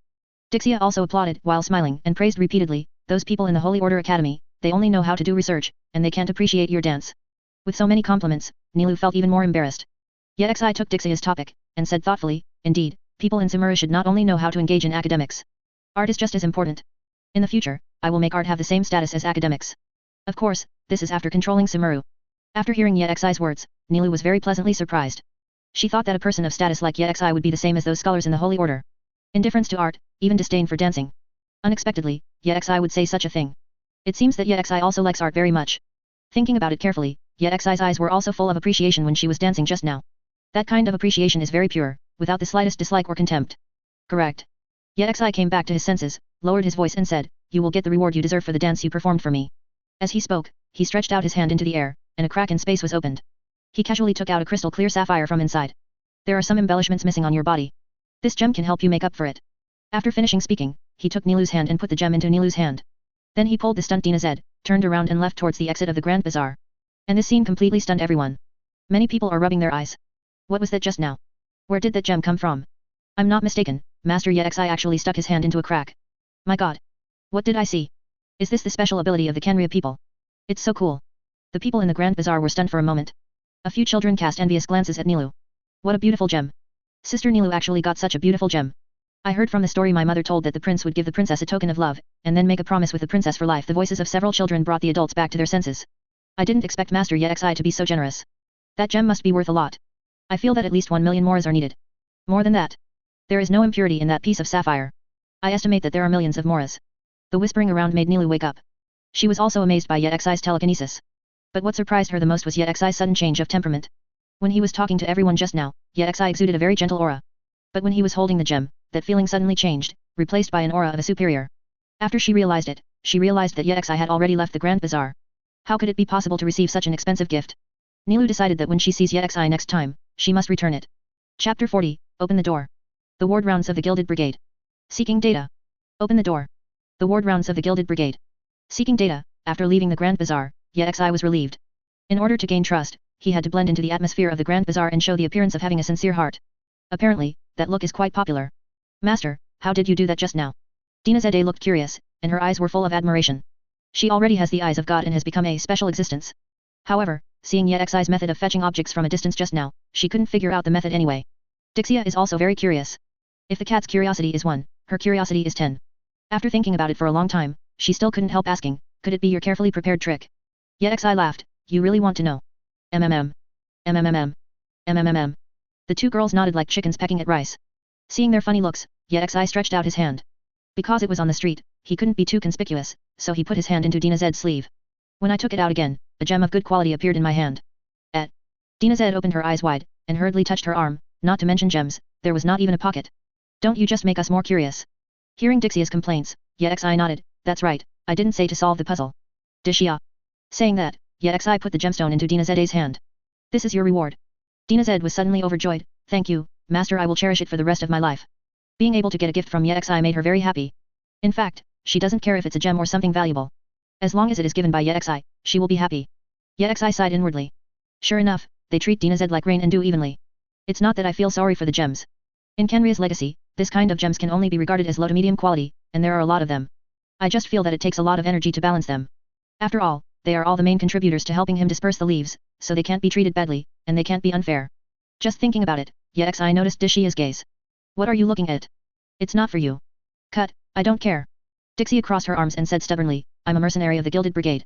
Whether it's money or gems, you can use my pair of iron fists to get them slowly. I'm just happy to get the gem for Miss. Facing such a stubborn Dixia, Ye Xi just returned a playful look. Sure enough, just looking at each other for a moment, Dixia turned her head. After walking around in the Grand Bazaar, it was already late when we came out. The sun was setting in the west, baking the clouds in the sky a fiery red. Let's go back. The three walked along Baoshang Street and walked all the way to the Ye family courtyard. This place was previously a stronghold established by Abyss. In order to exchange information and conceal people's eyes and ears, the place is relatively secluded, and no one usually passes by. Moreover, the yard is in the woods, and a long and thin path needs to be passed through, which has the artistic conception of a winding path leading to a secluded place. Ye Xi suddenly discovered that there seemed to be some messy footprints on this path. And these footprints do not belong to him. Just as they were thinking, they walked through the woods and came to the gate of the high-walled compound. At this time, Dixia suddenly grabbed Dina Zede. Miss, be careful. She stared fixedly at the closed courtyard door, her clear eyes were full of vigilance. Yexi admires Dishia's intuition. As expected of the lion with a blazing mane, he has a very keen sense of smell. It seems that when we went for a walk, some domestic dogs came into the house. Do you want to help us watch the house? Before Yexi finished speaking, the door opened automatically. In the wide yard, several strong men appeared. It is the person of the legacy of the God King. Hey? Who are they? This scene startled Dinazide. Unexpectedly, I met the lion with a blazing mane here. It's really bad luck.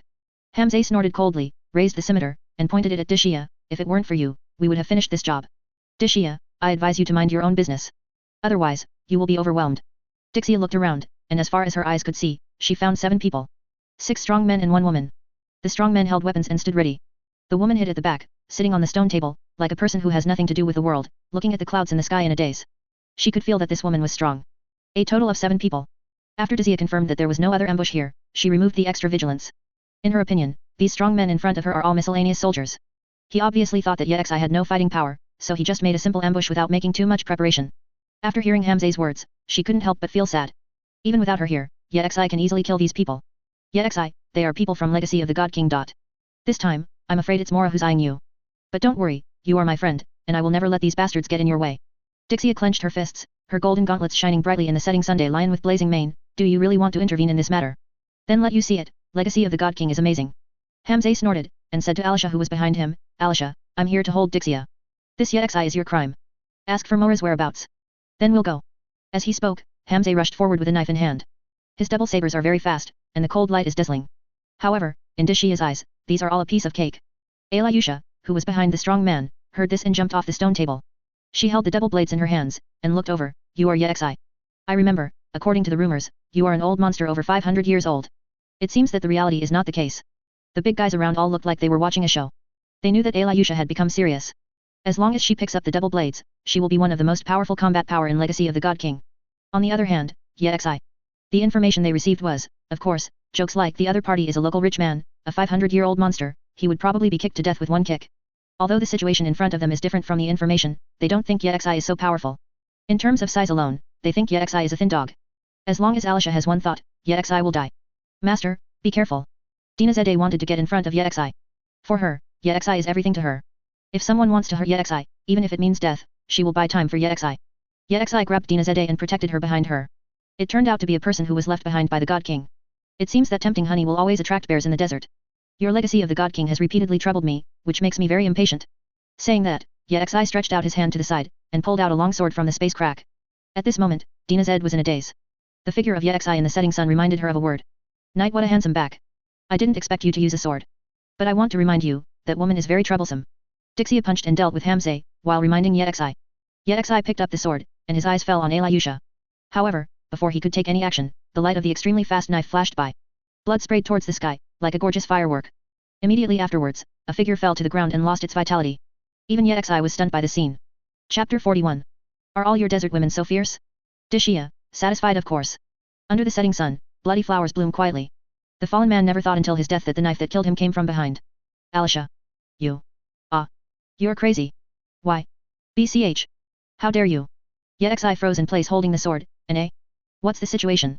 That woman named Alayusha killed the big man beside her in one go. And the technique is extremely gorgeous, without a trace of sloppy. Every time the knife is drawn, there is no room left. Even after killing everyone, she didn't even have a drop of blood stained on her body. Yexi, who raised his sword, looked dumbfounded.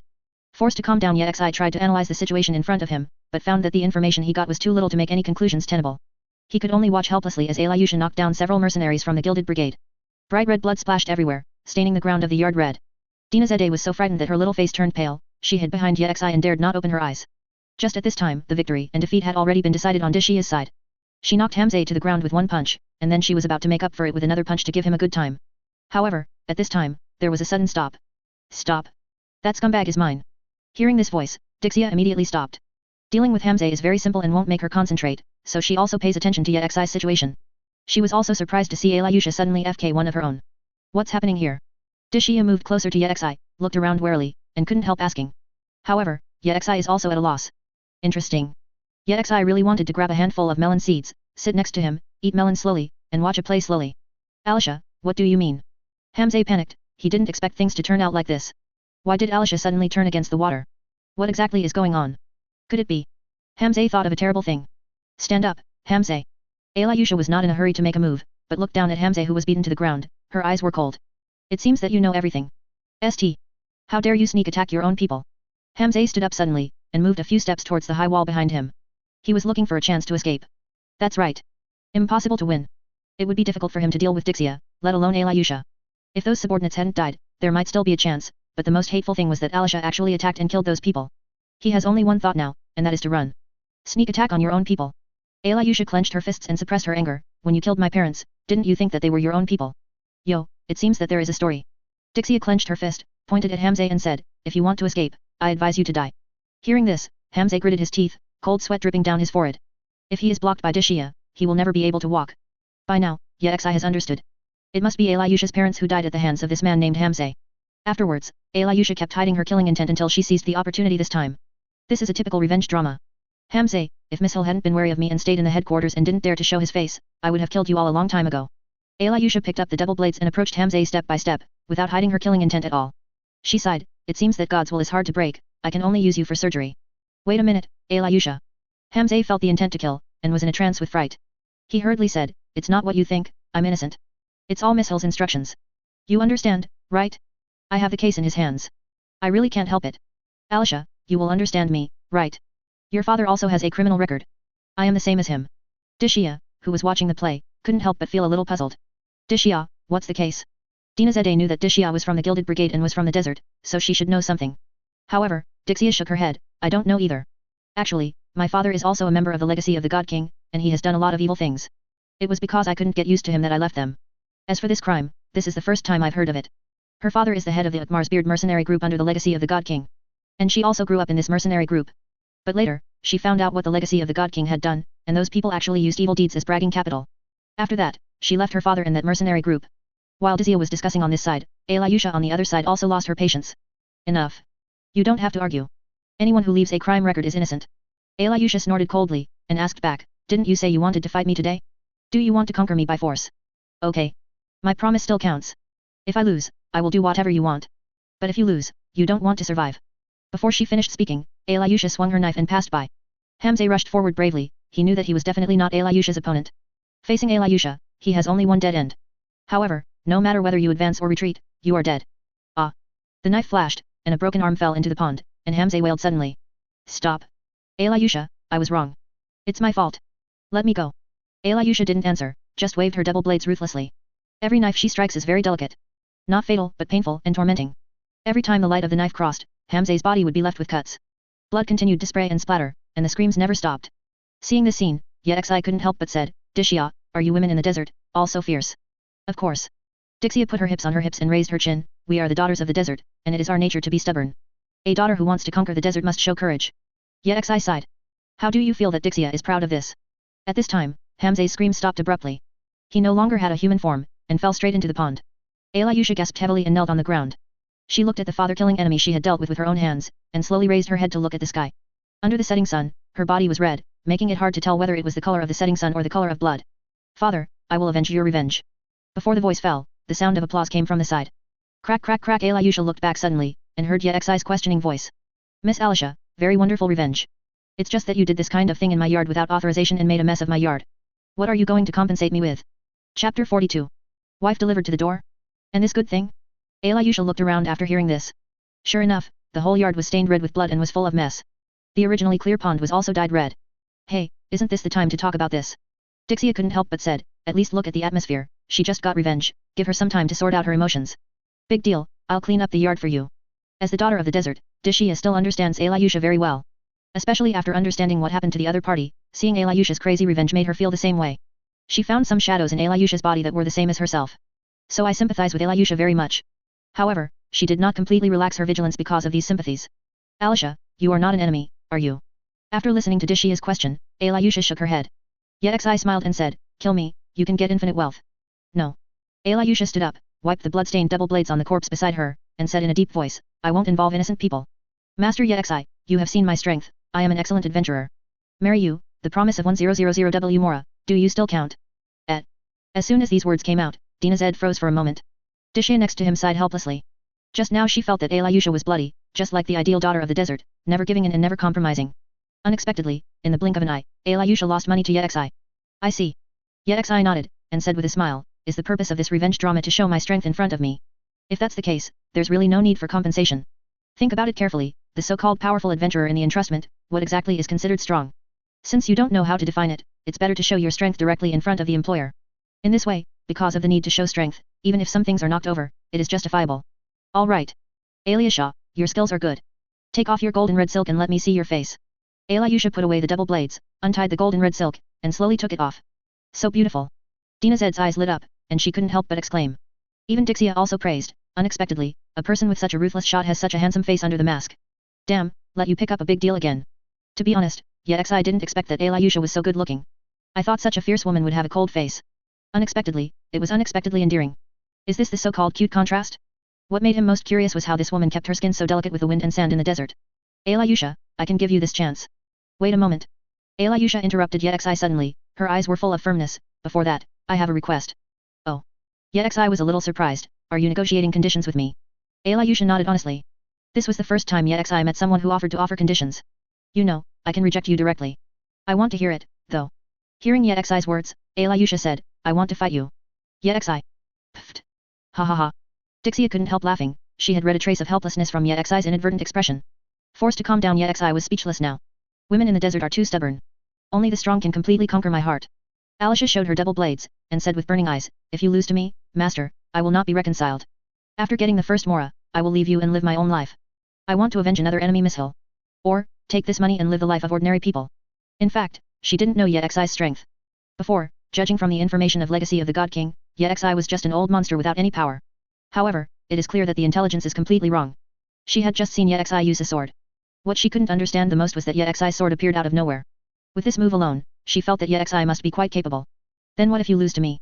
Hearing this, Alyosha replied very straightforwardly, if I lose, I will conceive your child.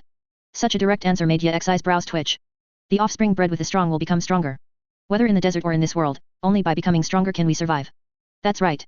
Dixie seemed to agree with these words very much, and her eyes were full of admiration for Alyosha. The combination of the strong will inevitably have stronger offspring. This is the survival of the fittest in blood. If you want the bloodline to continue, that's how it should be. Alyosha, I'm on your side. Yexi felt a little headache. This kind of thinking is like a beast in the jungle. The lioness will choose the combination of the Lion King, and the combination of excellent genes will give birth to a new Lion King. However, why not his thinking? The reason for recruiting powerful female adventurers is also for stronger genes. It's just that he doesn't have such admiration for Alyosha. All right. I allow your willfulness. After finishing speaking, he stretched out his hand and pulled out the long sword from the portable space again. Even after reading it again, Alyosha still couldn't understand the strange ability of telekinesis. She raised her double blades and said in a deep voice, Master Yexi, I took off the woven gold and red silk. It will not provide me with a clearer vision, but my eyes will reveal the intention of attack. So, don't lose to me. Yexi doesn't like to hear these words. According to this woman still gave him 10%? Why is it so troublesome to fight? He sighed and said, then I only use one hand, so that's fair €. Chapter 43. This little injury will not affect your interest tonight. Yexi put his left hand behind his back and stood behind his back. Hearing Yexi's words, Alyosha's eyes obviously flashed with astonishment, but her heart was also full of excitement. She could feel the arrogance hidden in the heart of the man in front of her. It is a strong self-confidence and a kingly mentality. She doesn't hate this kind of domineering. Dixie said angrily, why are you so angry at this time? Alyosha is not weak, so be careful and suffer a lot.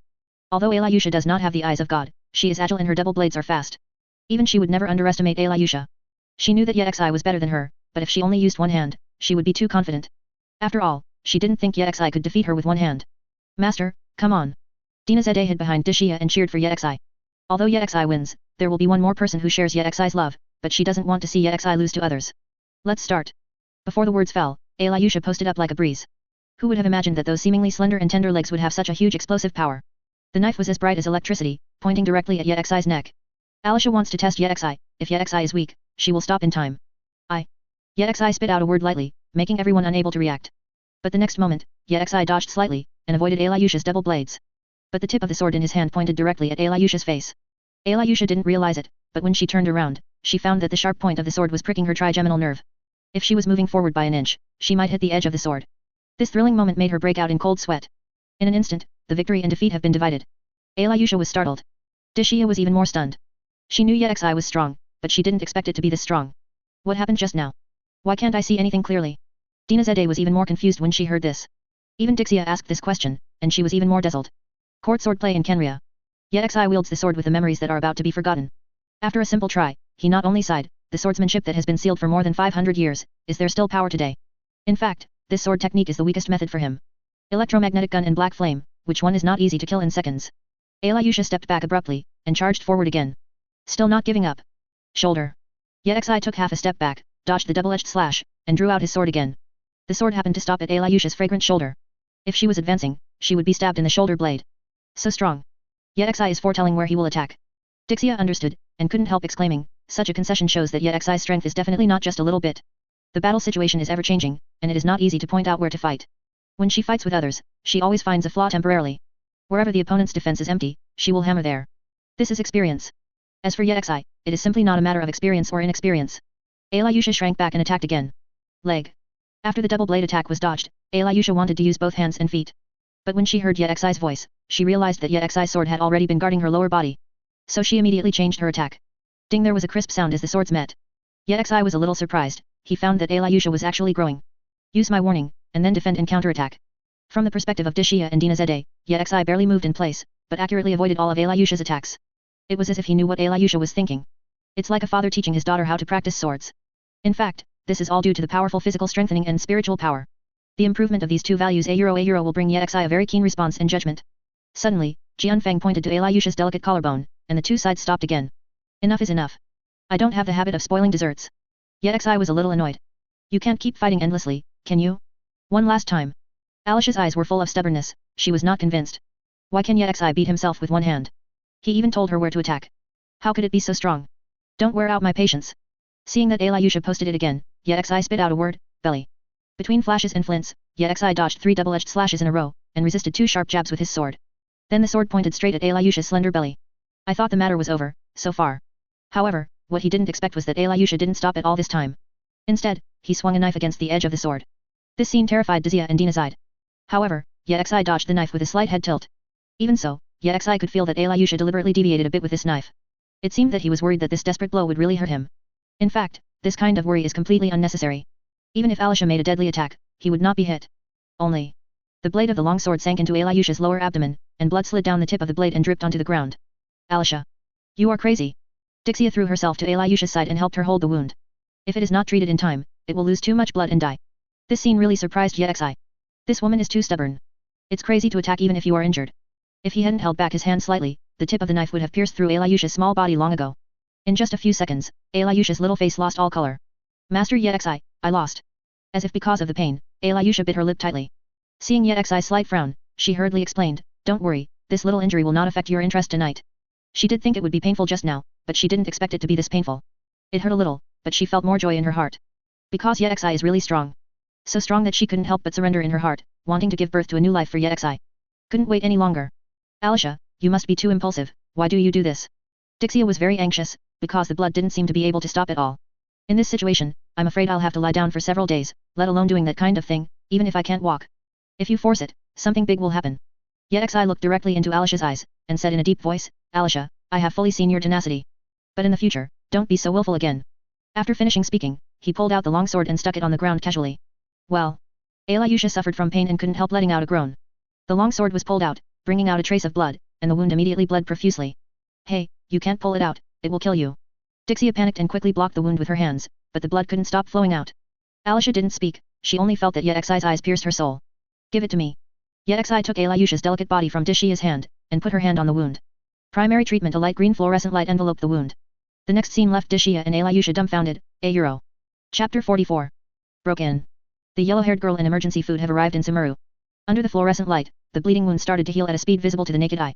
In just a few breaths, the wound disappeared completely, and not even a scar was visible. Alyosha couldn't help but touched her lower abdomen with her hand. The pain that was originally severe had disappeared at this moment. How is it possible? Not only Alyosha, but Dixie couldn't help exclaiming, what did you do? It's just a little treatment. Yexai didn't explain too much, but changed the subject and said, Alyosha, although the wound is healed, the lost blood will not come back. Eat more meat tonight.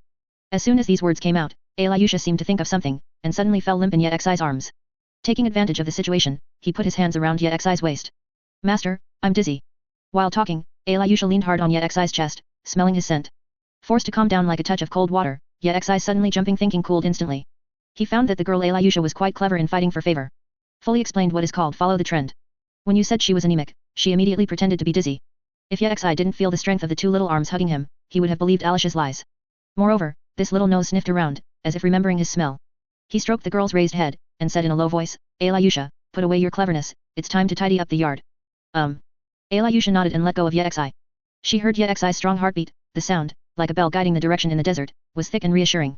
Yexi looked aside playfully, Dixie, will you help? Yes. Dixie sighed helplessly, and frowned, why do I feel that everything is under your control?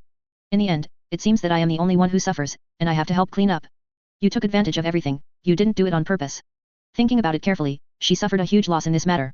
Alyosha avenged her revenge, and she was about to become Yexi's daughter-in-law, and she could get 10 million mores from Yexi. Even if he was injured, he was healed by Yexi. What about Yexi? I am happy to have a beautiful little wife with extraordinary skills, who can comfortably enjoy the service of the daughter of the desert at night. And myself, not only helped Yexi and Alyosha beat Hamze up, not to mention the effort, but now I also help clean the yard. Most importantly, this is what she asked for. What kind of crime is this? Yexi smiled without saying a word. This appearance made Dixie even more unbalanced. I'm here to help too. Dinazade rolled up her sleeves. Although she was very afraid of these bloodstains and remains, she still had the eyes of God. You can't hide behind others all the time. And after seeing Yexi's powerful strength, she felt more and more useless. Even at the most dangerous moment, she couldn't even help Yexi block the attack. How can this go on? Seeing the three girls start working, Yexi went back to the house. He sat on the chair and said lightly, what's the matter? Contact me at this time. Before the words fell, a purple crack opened on the ground. An abyss apostle knelt at Yexi's feet and reported respectfully, my lord, there is a situation with Azar. Explain. Yes. Yexi listened to the abyss apostle's eavesdropping. You mean, they're planning to send a spy? Yes. Yexi couldn't help but want to laugh when he heard this. The people of the Holy Order were really clever, but they were mistaken by their cleverness. Not to mention that he has abyss subordinates watching them, and he got the information in advance. Even if he was kept in the dark, wouldn't it be easy to deal with after seeing the woman sent to the door by the Order Academy? This is simply sending fat and fresh meat to his dinner plate for him to enjoy.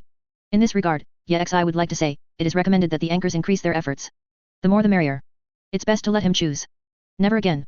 Wang, besides the first time, Hazard wants to attack our cultivator. Also, they want to use the power of fools. This incident caught Yexi's attention. All fools. He had thought that letting Ixia bring a relic guard into the academy would definitely arouse Azar's reaction. However, the previous expectation was to dispatch a 30-man regiment or a disciplinary officer. Unexpectedly, it would be a crowd of fools. At this time, how could the Holy Order have anything to do with the fools? He remembered that the executive officer of the fools in Sumeru was a doctor. Doctor used to be a scholar of Sumeru Academy, but he was exiled because of his research on demon-scale disease and blasphemy. Later, Doctor calculated scattered soldiers and used the heart of Thor God to let the great sage start the god-making plan. After careful calculation, Doctor must have not obtained the heart of God, so how did he cooperate with the great sage Azar? It seems that things are different. And one more thing. Wang, the yellow-haired girls you brought to my attention, they have already come to Daokang Forest in Sumeru. As soon as these words came out, Yexi opened his eyes suddenly. Next time, you will report the key points first. This subordinate should be damned. Please punish the king. The abyss apostle was so frightened that he quickly crawled under Yexi's feet, but he didn't expect that Yexi would suddenly get angry. He really doesn't know which is the point. Forced to calm down, Yexi didn't expect Yingmei to come. It seems that the previous judgment was wrong. At first he thought Yingmei hadn't woken up yet, but he didn't expect to come to Sumi so soon. In other words, this flower god's birthday festival is a part of the Doctor and Azar's god-making plan. The god-making plan has begun. It was only a few days since I came to Sumeru, and I still got too little information. Fortunately, everything is still under control. There is plenty of time. When the yellow-haired girl came to Sumeru, many things had to happen. It seems that it is necessary to test the power of the super electromagnetic gun. He has not tried this ability since he got it, firstly, because there is too much noise, and he is afraid of scaring the snake, and secondly, he has no chance. This is his strongest trump card right now. The whole card must be to catch the opponent off guard, and it is not wise to expose in advance. Thinking of this, Yexi waved his hand to signal the apostle's innocence. The abyss apostle heaved a sigh of relief when he saw this. Just now he was so frightened by Yexi's aura that he broke into a cold sweat. My lord, the yellow-haired girl you brought to my attention seems to be the blood relative of His Royal Highness. Is it necessary to inform His Royal Highness about this matter? Yexi said, I won't hurt Kong's blood relatives, there's no need to bother him, besides he should be busy too. Yes. Wang's thinking is really far-sighted. Okay, continue to monitor and find a few people to deal with the cultivator. In addition, follow the clues and check the clues of the fools. Hearing Yexi's words, the abyss apostle dived into the purple shadow again. Chapter 45. The first time it was reversed. Scary desert woman. Seeking data, in the grove, there was the sound of digging. Dixie and Alyosha were digging a deep pit, preparing to kill Hamze and them.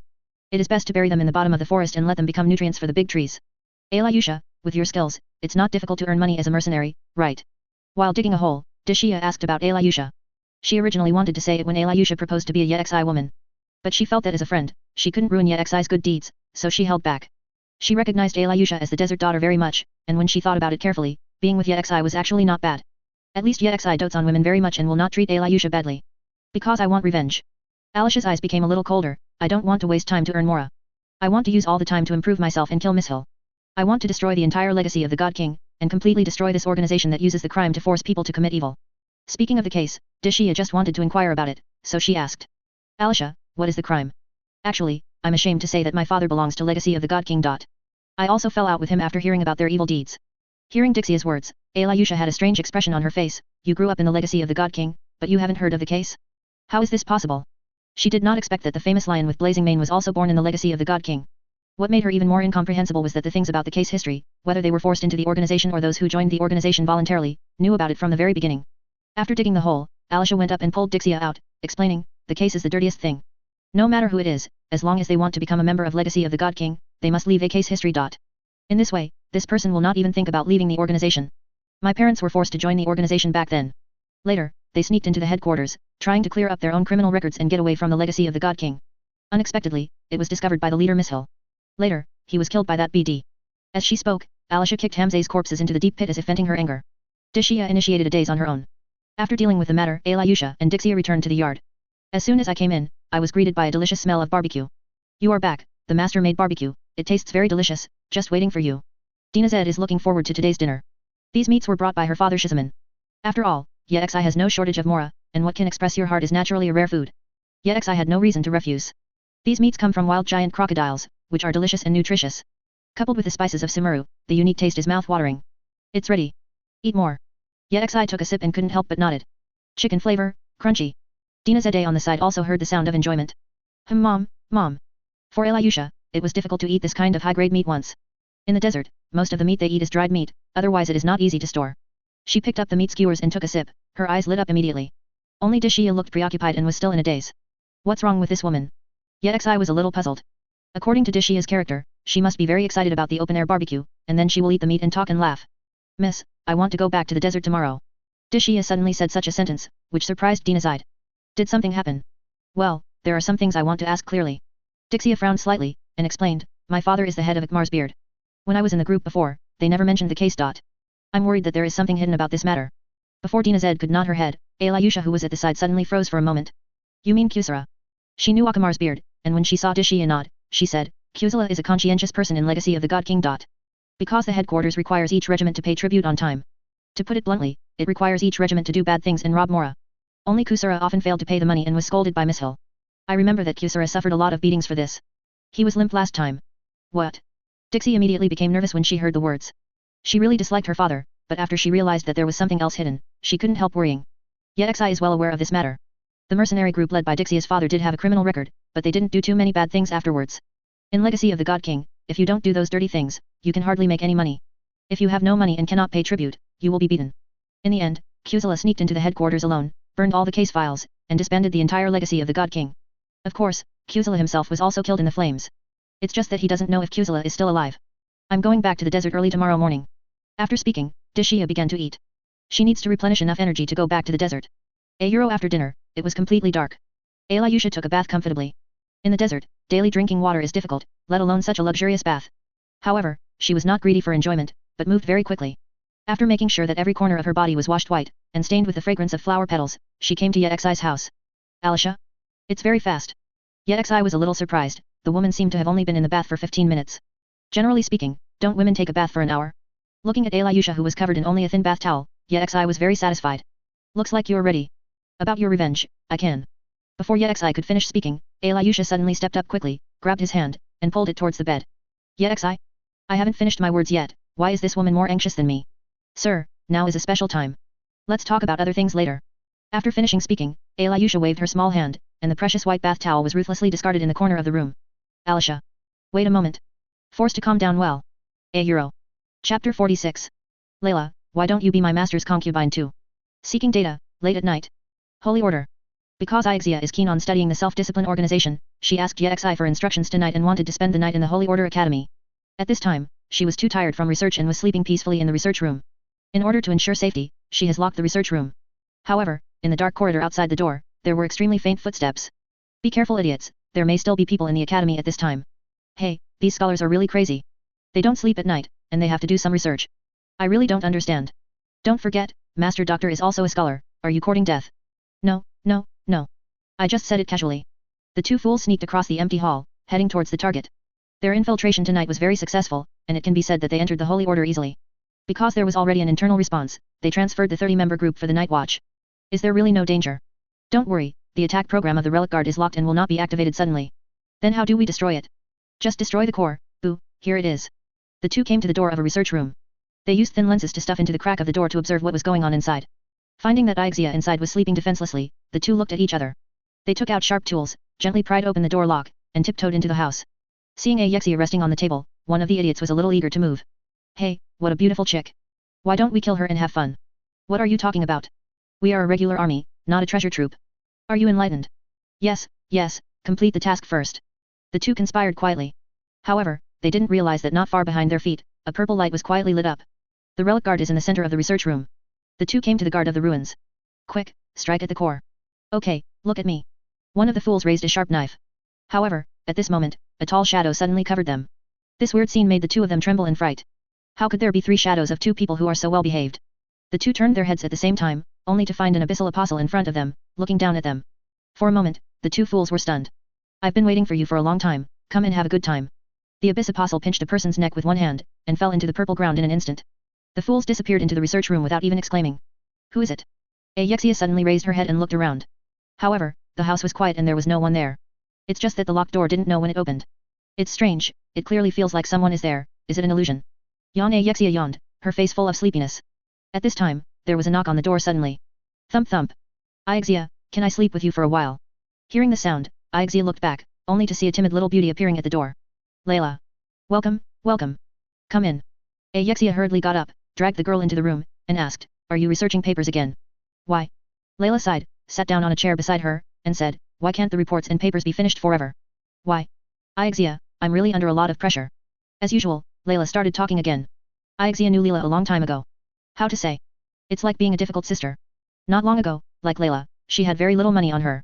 To be able to enter the Academy of Teaching Orders is through hard work, and then desperately researching topics, wanting to make faster progress. The only difference is that Layla had the God's Eye long ago, but she only recently had it. It's different now. After she had Yexi, her studies became smoother. It was a blessing in disguise. After quality was removed from power, she was compensated by the Holy Order, a research room of her own. Layla had no such luck. Even if you have the eyes of God, you can only spend money to live in the dormitory. Recently, Layla would come to her lab to take a nap in order to save some money. Okay, stop complaining. If you want me to say, you might as well come with me and be my master's little wife. My master dotes on me. Ixia put her arms around Layla's fragrant shoulders, sniffed lightly, and exclaimed, you are so beautiful, my master must like you. Layla's eyes were full of shock, aren't you jealous? It's not like you don't know my master, if you are jealous, you will die of sourness. Ixia giggled, leaned into Layla's ear and said, besides, if it's just me, I can't stand it. Hearing this, Layla blushed. Well, let's think about it. Ixia said persuasively, at least you won't be short of Mora in the future. You can eat whatever delicious food you want. And, if the master spends the night with other little girls in the future, we can be together and have a companion. Being so tempted by Ixia, Layla couldn't help but nodded slightly. In fact, seeing Ixia so happy, she was also very envious. Chapter 47. Immortal Breathing Method and Derived Sword Technique. Water Breathing. 3,000 word chapter. Looking for data, Ya Family Courtyard. Yexi was looking at the skylight at this moment, and a famous sentence came to mind. There are only exhausted oxen and no plowed fields. If it weren't for the body strengthening bonus given to him by the system before, he would probably be exhausted to death. There is really nothing to say about the physical strength of the daughter of the desert. Just when he was in a daze, a crisp reminder sound came from his mind. Ding. Complete the mission opening branches. Physical strengthening plus 14 hint, the physical strength has reached the threshold of cultivating immortals. Congratulations for unlocking the column of fairy art. Acquire the immortal breathing method. Hearing the word Xianshu, Yexi suddenly became energetic. There is immortality in this world, just like the immortals in Liu. And there are people who practice immortality, and that is Shenhe. She is practicing immortality with a human body. Later, she lifted the 1,000 Jin stone in one breath without any effort. At that level, the physical strength does not know what value to get. Now that the system has unlocked Xianshu, the rewards you get later may also have great skills. Hint, immortal art is divided into three aspects, Qi refining, body refining, and God refining. Xianjia breathing method, refining Qi, adjust the breathing rhythm, absorb the aura in the air, achieve the effect of consolidating the foundation, cultivating energy, rejuvenating energy, and quickly recovering energy and energy. It can also prolong life. Immortal breathing method? Before Yexi could be puzzled, he felt some extra memories in his mind. This is the trick and secret of Xianjia breathing method. He immediately tried it according to memory. The moment he breathed, he felt tightness in his chest, as if he was going to be out of breath. But this feeling only lasted for a moment, and he felt extremely comfortable all over his body. Every time I take a breath, it seems that I can absorb some energy from the air. After a while, I feel that my body is full of energy. This made him have a question. Can breathing techniques teach others? He wanted Alyosha next to him to experiment. Alisha. My lord. The girl was on the side, her eyes were blurred, and she looked satisfied. It was as if the spirit had broken through the false sky of Tivat and traveled in the real starry sky. I'm about to do an important experiment. Breathe as I tell you. Yexi briefly explained the tricks and essentials.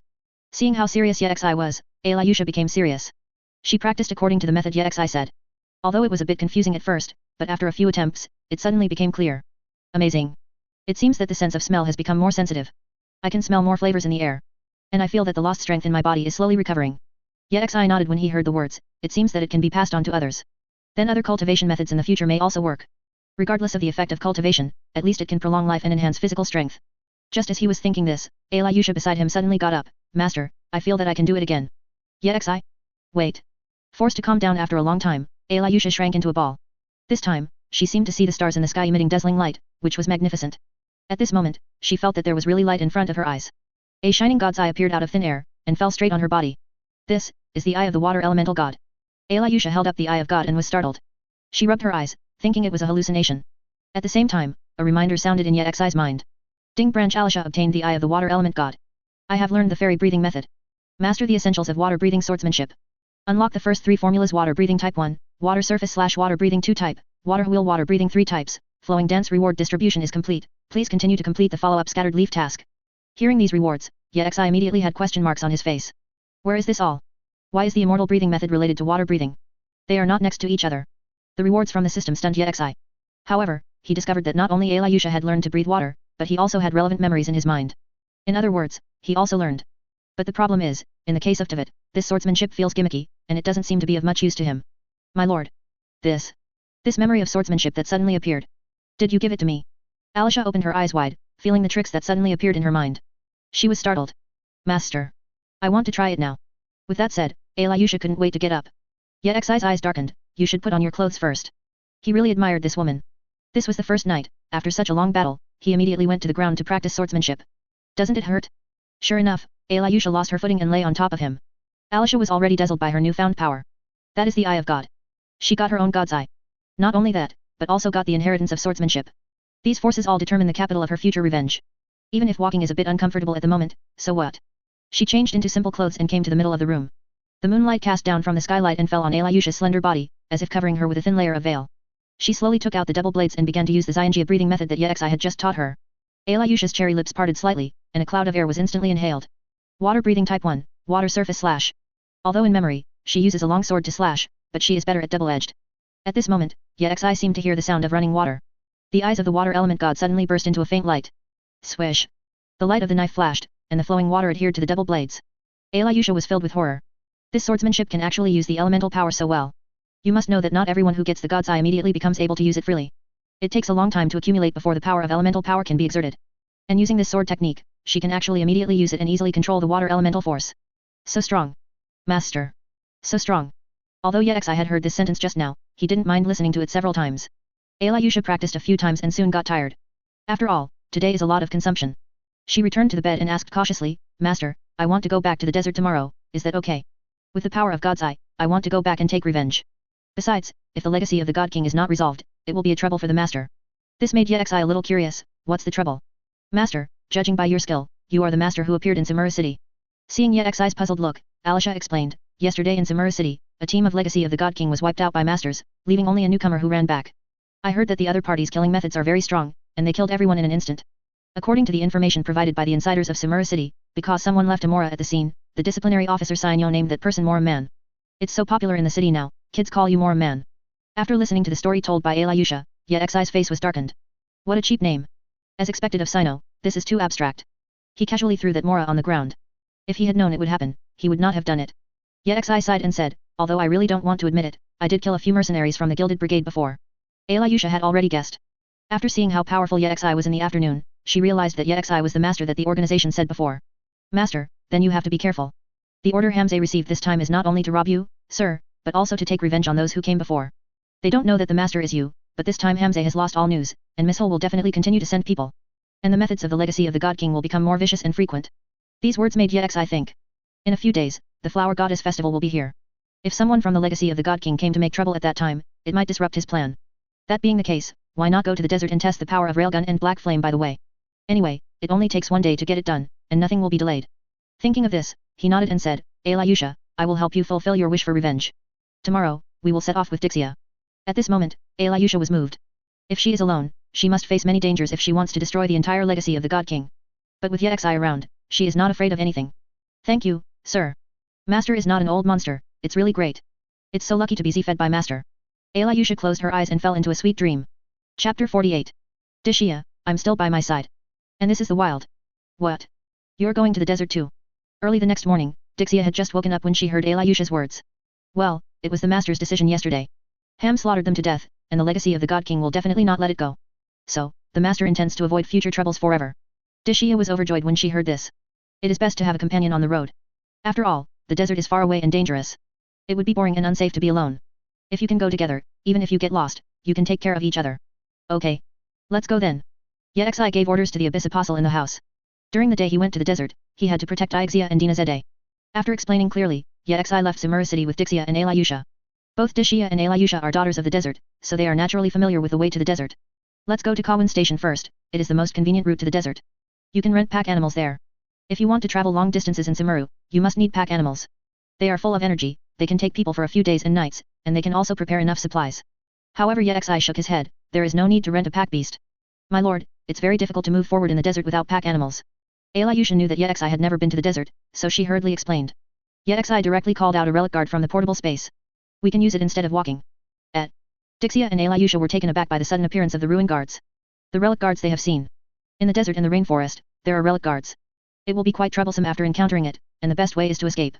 If you insist on fighting, although you can defeat it, it will take a lot of effort. Seeing that the two girls were a little scared, Yexi smiled and said, Don't worry, I can control it. It's a Kerriyan invention, and it's not hard for me to manipulate them. After speaking, Yexi sat on the big hand of the relic guard. This is a more convenient means of transportation than pack animals. Seeing that Yexi looked so safe, the two girls were relieved. After they sat together on the other palm of the relic guard began to move forward. Boom, boom, boom, the relic guards shuttled quickly through the forest. Soon, Dixie and Alyosha understood the convenience of the relic guards. It's so convenient. Yes, not only do you not need to eat, drink, and feed, but your movement speed is not inferior. Dixie looked at Yexi who was on the side, thinking, if Aru village also had this kind of transportation, more children could come to the city to go to school. This relic guard is not without flaws, the only flaw is that it is too eye-catching. People on the road were dumbfounded. My god. This is the relic guard. They actually use the relic guards as a means of transportation. I'm not dreaming. It's really a bold person with high skills. If the guards of the ruins lose control, they will be killed with a single slap. Along the way, the adventurers around are talking about it. At noon, the guards of the ruins came to Kawin Station. This is the checkpoint from the oasis to the desert. Whether you enter the desert or return from the desert, you must be checked. At the same time, it is also the most important supply station in the desert. Yexi looked up at the huge sand wall, admiring it in his heart. Worthy of being King Desishu, very powerful means. There are huge stone walls on one side, like mountains, blocking all the yellow sand on the other side of the wall. Passing through Kawin Station, the soil under your feet turns into golden gravel. Moreover, even the wind is blowing sand. At a glance, the entire desert is barren and bare, not even a few cacti can be seen. Master, this is my spare red silk, I'll help you put it on. Alyosha took out a piece of golden red silk from her chest, and helped Yexi draw it in front of her eyes. On the warm silk and satin, there was still a faint fragrance, which was the smell of Alyosha. Dixie was stunned. Alyosha, where do you usually keep your spare red silk? Alyosha shook her head, it's a habit I developed today. Dixie? Yexi nodded and said, it's really effective. After wearing it, although the eyes are a bit blurred, the wind and sand will indeed not be blown into the eyes. Alyosha looked delighted, it would be nice if I could help the master. Dixie suddenly felt numb, like when she was with Dinazede yesterday. With Dixie as a guide, the direction of the ruin guard is very clear. But not long after entering the desert, the wind in the sky became bitter. As a result, the entire sky became grey, and even breathing would cause sand to enter the lungs. Oops, it's a sandstorm. Dixie's eyes became serious. Alyosha was also full of vigilance. Master, we can't move forward, we have to find a place to hide first. I remember Candace said that there is a cave near here. Dixie pointed to the distance. Although the visibility was not high, there seemed to be a stone wall looming. Yexi controlled the relic guards and walked towards the stone wall. Sure enough, I saw a cave not far away. Yexi took Dixie and Alyosha into the cave, and asked the ruin guards to block the cave entrance. In this way, the wind and sand outside are blocked. Phew, it's really dangerous. Fortunately, Candace told me about the nearby shelter, otherwise it would be troublesome.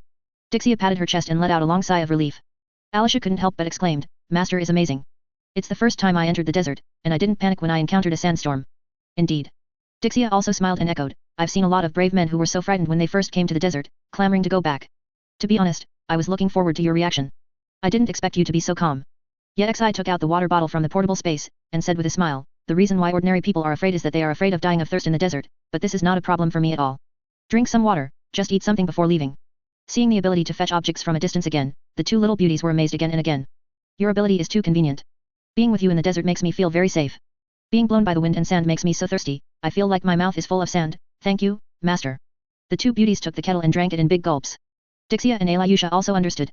It might be scary to put it on ordinary people, but for Yexi, with so many supplies on his body, how can he be afraid? Yexi took out the firewood and lit a bonfire. Otherwise, the cave is pitch black and nothing can be seen. In fact, what Dixie said is correct, the fear that the desert brings to people is indeed extraordinary. The endless desert reminds the insignificance of human beings all the time. It was hard for him to imagine how Dixie and Alyosha lived in such an environment. How do those people in the desert survive in this desperate situation? Last night's barbecue, eat more. Yexi took out the ingredients from last night, and the smell of barbecue filled the cave. Dixie smiled and took a sip, and couldn't help but marvel, I didn't expect to be able to eat barbecue at this time, it's like going on vacation. Yes, yes. It's the same as at home. After eating and drinking enough, the atmosphere calmed down. I can hear the howling wind outside, and I don't know when it will stop. Alyosha moved closer to Yexi, Master, let's pass the time together. Yexi? Hearing Alyosha's words, Dishia's eyes widened. Hey. Wait a minute. I'm still next to you. And this is the wild. Alyosha said disapprovingly, Dishia can close her eyes. That's what you'll hear. That's Dishia's business. Alyosha didn't seem to mind at all. Chapter 49. Dixia, if you like the master, why hide it? Seeking data, because of Dishia, Yexi still stopped Alisha's proposal. Then I'll dance for the master. Alisha didn't want Yexi to be bored. After all, she was the one who proposed to come to the desert, and if Yexi indulges her waywardness again, she is willing to give everything she has to please her. As long as it makes Yexi happy, no shame or anything is important. So she took the initiative to dance to relieve Yexi's boredom. Yexi nodded, he was looking forward to this dance. Although Alyosha's dance is not as artistic as Nilu's, it gives people a very lively feeling, which is still fresh in people's memory. Even if he watched Nilu's dance 10 times, the last memory is probably only the breathtaking eyes. But watching Alyosha's dance, he will remember it very clearly. However, along with Alisha's movements, the melody that couldn't be shaken appeared in his mind. It seems that because I watched too much on Xing Ian before, I feel that this soundtrack has been engraved into my DNA. Not long after, the howling wind outside finally stopped. The dust storm dissipated. Yexi set off again with Dishia and Alyosha. After a short walk, everyone arrived at the camp of Akmal's beard. It seems that we are lucky, it is that camp.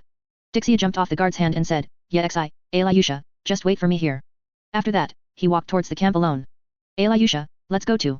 With Dishia's temper, it is estimated that there must be a fight. Yexi didn't want to waste time fighting.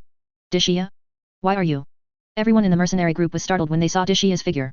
At the beginning, Dishia left because she hated everyone's actions. As soon as they met now, the mercenaries in the regiment immediately became alert. Dishia, don't you know each other? Alyosha saw that everyone was suddenly agitated, and hurried out to stop. Dixie calmed down and said, Basher, I didn't come back this time to fight. Get Khaenri'ah out. I want to see him. I already know about the case. Although Dishia knew about the crime, it doesn't guarantee that they are all good people. Maybe, it's the same as other legacy of God King's people. You know everything. Okay then, the head of the group didn't want you to touch these things. Hearing Dishia's words, Basher stopped the people around him. He stepped forward and explained, the leader went out today and hasn't come back yet. Don't lie to me. I am telling the truth. It seems that you won't tell the truth until you get beaten. With that said, Dixie clenched her fists and prepared to fight. Yexi put his arm around Dixie's shoulder, don't be impulsive, let me ask. He remembered very clearly that according to the current timeline, Dishia's father Kuzila should have died long ago. If Basher did not lie, it might be a miracle, there is still a chance. Are you able to hold back the lion with a blazing mane? You won't be Dishia's man, are you? Basher and the people around him were surprised. They grew up watching Dixie grow up. Dishia was very cute when she was a child, and Kuzila often accompanied her to perform stories about heroes saving the world. Later, when Dishia grew up, she was no longer cute. His personality is getting more and more aggressive, and sometimes he persuades fights, and can beat anyone who wants to fight to the ground. This was the first time for them to see the grown-up Dishia being held down. Hey, I said you. What nonsense are you talking about? Dixia was anxious, but she glanced at Yexi, feeling a little flustered in her heart. Seeing Dishia's appearance, Basher said, let's talk to men. Dishia, just go and watch. There was a burst of laughter all around. Okay, don't waste your time. Yexi pressed Dixia who was about to explode again, and asked, did Kuzila say anything strange to you when he left? Hey? How do you know? Idrisai looked surprised, nodded, and said, recently, the leader has been very weak. He said he was going to the headquarters. I thought he would be beaten again because he couldn't pay the money. I said whether to give me the position of head of the regiment and let me take the blame. In the end, what he said was unnecessary. He said that Akmar's beard would be disbanded soon. Everyone's case files are in the hands of the headquarters, how can they just break up? Yet Xi's expression turned serious when he heard this. Sure enough, as he expected. At this time, Dishia and Alyosha also noticed something was wrong. Dishia, if Kuzila intends to destroy everyone's criminal records, it will be dangerous. Alyosha's words made everyone's expressions change. What did you say? Captain, is he really?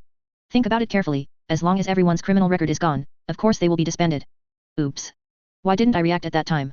Idris-I was shocked and said, the expression of the leader at that time really had that meaning. He doesn't want to be a hero, sacrifice himself to let everyone be free. Dixie was stunned for a moment. The sudden change caught her off guard. That old man who used to tell embarrassing stories about heroes save the world every day wants to go to the headquarters alone to destroy the crime record for everyone? Dixie. Suddenly, she felt a strong and warm wrapping feeling in her hand. She looked aside and saw Yexi looking at her. Gone. Before she could react, she was pulled by the man in front of her and left the camp. Dixie felt a little dazed, as if she was drunk. Her mind is in a mess. For a while it was the memories of childhood, for a while it was the scene of the mercenaries burning, killing and looting in the legacy of the God King, and then it was the scene of the father lying in a pool of blood. When she regained consciousness, she found herself sitting on the hands of the ruin guard. Alayusha, where is the headquarters of the legacy of the God King? Near the Epiphany Hall. Yexi stood aside, opened the map, and after confirming the direction, he controlled the relic guards and began to move forward. Dixie was at a loss. My father, can he still be saved? Alayusha lowered her head. There are many people in the headquarters, and there are also many experts. Kuzula may not even be able to get close to the archives if he has limited legs and feet. Even if he really destroys the file, the people at the headquarters can't let him go. Not all the legacy of God Kings are weak people like Hamze. Although she is one of the best in the legacy of the God King, she is also ranked based on her personal combat power. If you count those guys who can manipulate crocodiles and birds as combat companions, she will have to fight for a long time. Hearing what Alayusha said, Dishia's mind went blank, and her mind was filled with memories of Kuzula's storytelling when she was a child. Yexi put his hand on Dixia's shoulder and used the ability to force calm. In an instant, Dixia felt completely awake. It was like suddenly waking up from alcohol, and the body regained control. Those untimely memories disappeared suddenly, and they would no longer be distracting. Dixia, I'm going to save your father now, don't be in a daze. Hearing the steady voice from beside her ear, Dixia felt unprecedentedly at ease. She glanced back at Yexi, and her eyes were suddenly firm. Don't worry. I'm not in a daze. In a while, I'm going to the legacy of the God King, and kill all directions. Seeing that Dixia regained her spirits, Yexi withdrew her hand. But at this moment, Dixia suddenly leaned forward and put her pretty face on his hand. Thank you, Yexi. In just a moment, Dixia let him go, put on a fighting spirit, and shouted to the front, Kuzula, you still want to be a hero. If you don't have that ability, go home stay. Hero, it should be me. Alayusha crossed her arms and snorted, Dixia, if you like the master, why bother to hide it? Ahem. Dixia pointed to the huge ruins in front of him and said, the God King's legacy has arrived. If you are slow in a while, don't blame Miss Hill for being killed by me. How dare you? Miss Hill must be mine. Chapter 50.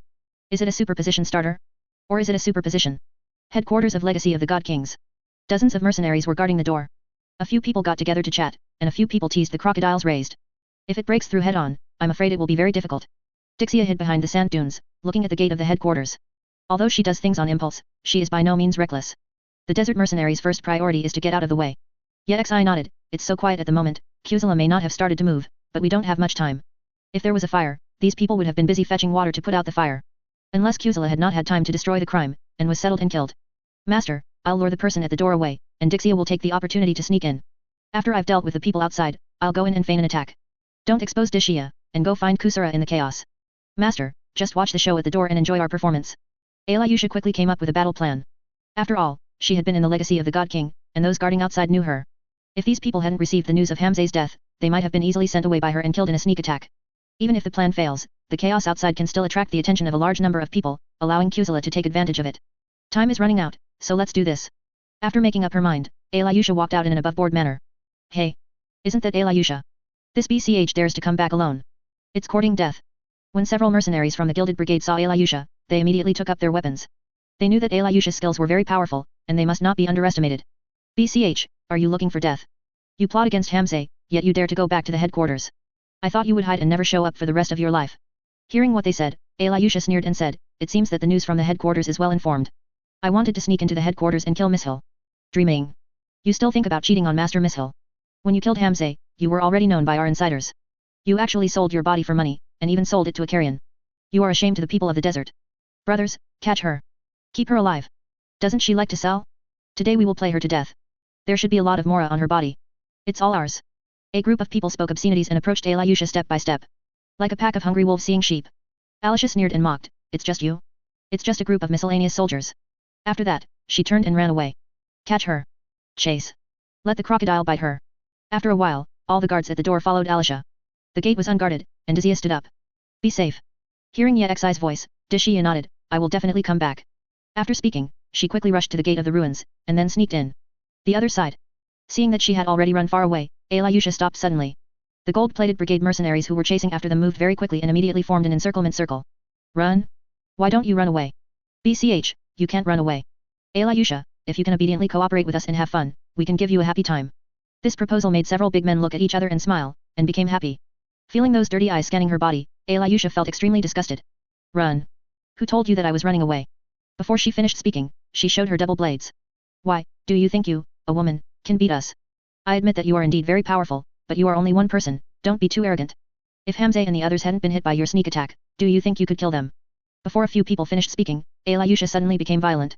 Like a gust of wind, passing by in the blink of an eye. When they came back to their senses, Alyosha had already left their encirclement. Ah! There was a wailing sound, and everyone was startled, and they hurriedly looked over.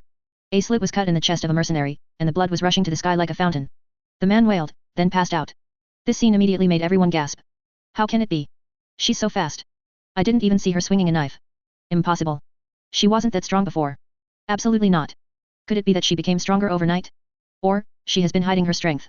Look, why is there water on her knife? As soon as these words came out, everyone looked at Alyosha's double blades. I saw a layer of flowing water covering the blade. That is the water element power. She has awakened the eye of God. I remembered, there are rumors that the woman that the Kerriya slept with got the god's eye. Don't be afraid. We have a lot of people. Let's go together. Several people looked at each other and rushed towards Alyosha. The crocodile crawling on the ground also bit at Alyosha. You know too much. Alyosha took a deep breath, and the air flowed into her body. The second type of breathing water, water wheel. In an instant, a circular slash swept across. The flowing water cut a beautiful arc in the air, and the clear flowing water turned blood red in the blink of an eye. A group of gold-plated brigade mercenaries who surrounded them were all cut off in an instant. Ah! This is impossible. How can ABCH be so strong? No. I don't want to die. I don't want to die. Save me. Who will save me? Some people were cut in half and did not die directly, while some were short and died on the spot. However, none of these people survived. To suffer such a serious injury in the desert, the most desperate thing is that there is no medical treatment. Can only be bandaged with medicine. This kind of injury cannot be saved by medicine. Alyosha didn't look back, and left the scene directly. And those dying people looked at Alyosha's back, full of despair, and finally lost their breath. Alyosha returned to the gate of the ruins. She found that Yexi was already waiting at the door, and she was a little curious. Master, why are you guarding the door so quickly? The people from Akmar's beard also came just now, and they have rushed in to feign an attack. Yexi sat on the hand of the ruin guard, waiting for the lucky deserter to escape from him. Those who can escape from here must be well rewarded. He was thinking, should black flame attack, or super electromagnetic gun attack first? The sun is about to set, and it seems impossible to go home in the dark. I will probably spend the night in the desert tonight. Alyosha heard the words and said, then I'll go in and catch Miss Hill. Master, wait for me to come back. With that said, Alyosha entered the ruins. €. If you enjoyed this video, please give it a like and subscribe to the channel so you are notified of future uploads. You can find the next parts in the playlist visible on the screen or on my channel. Thank you for watching, and I'll see you in the next one.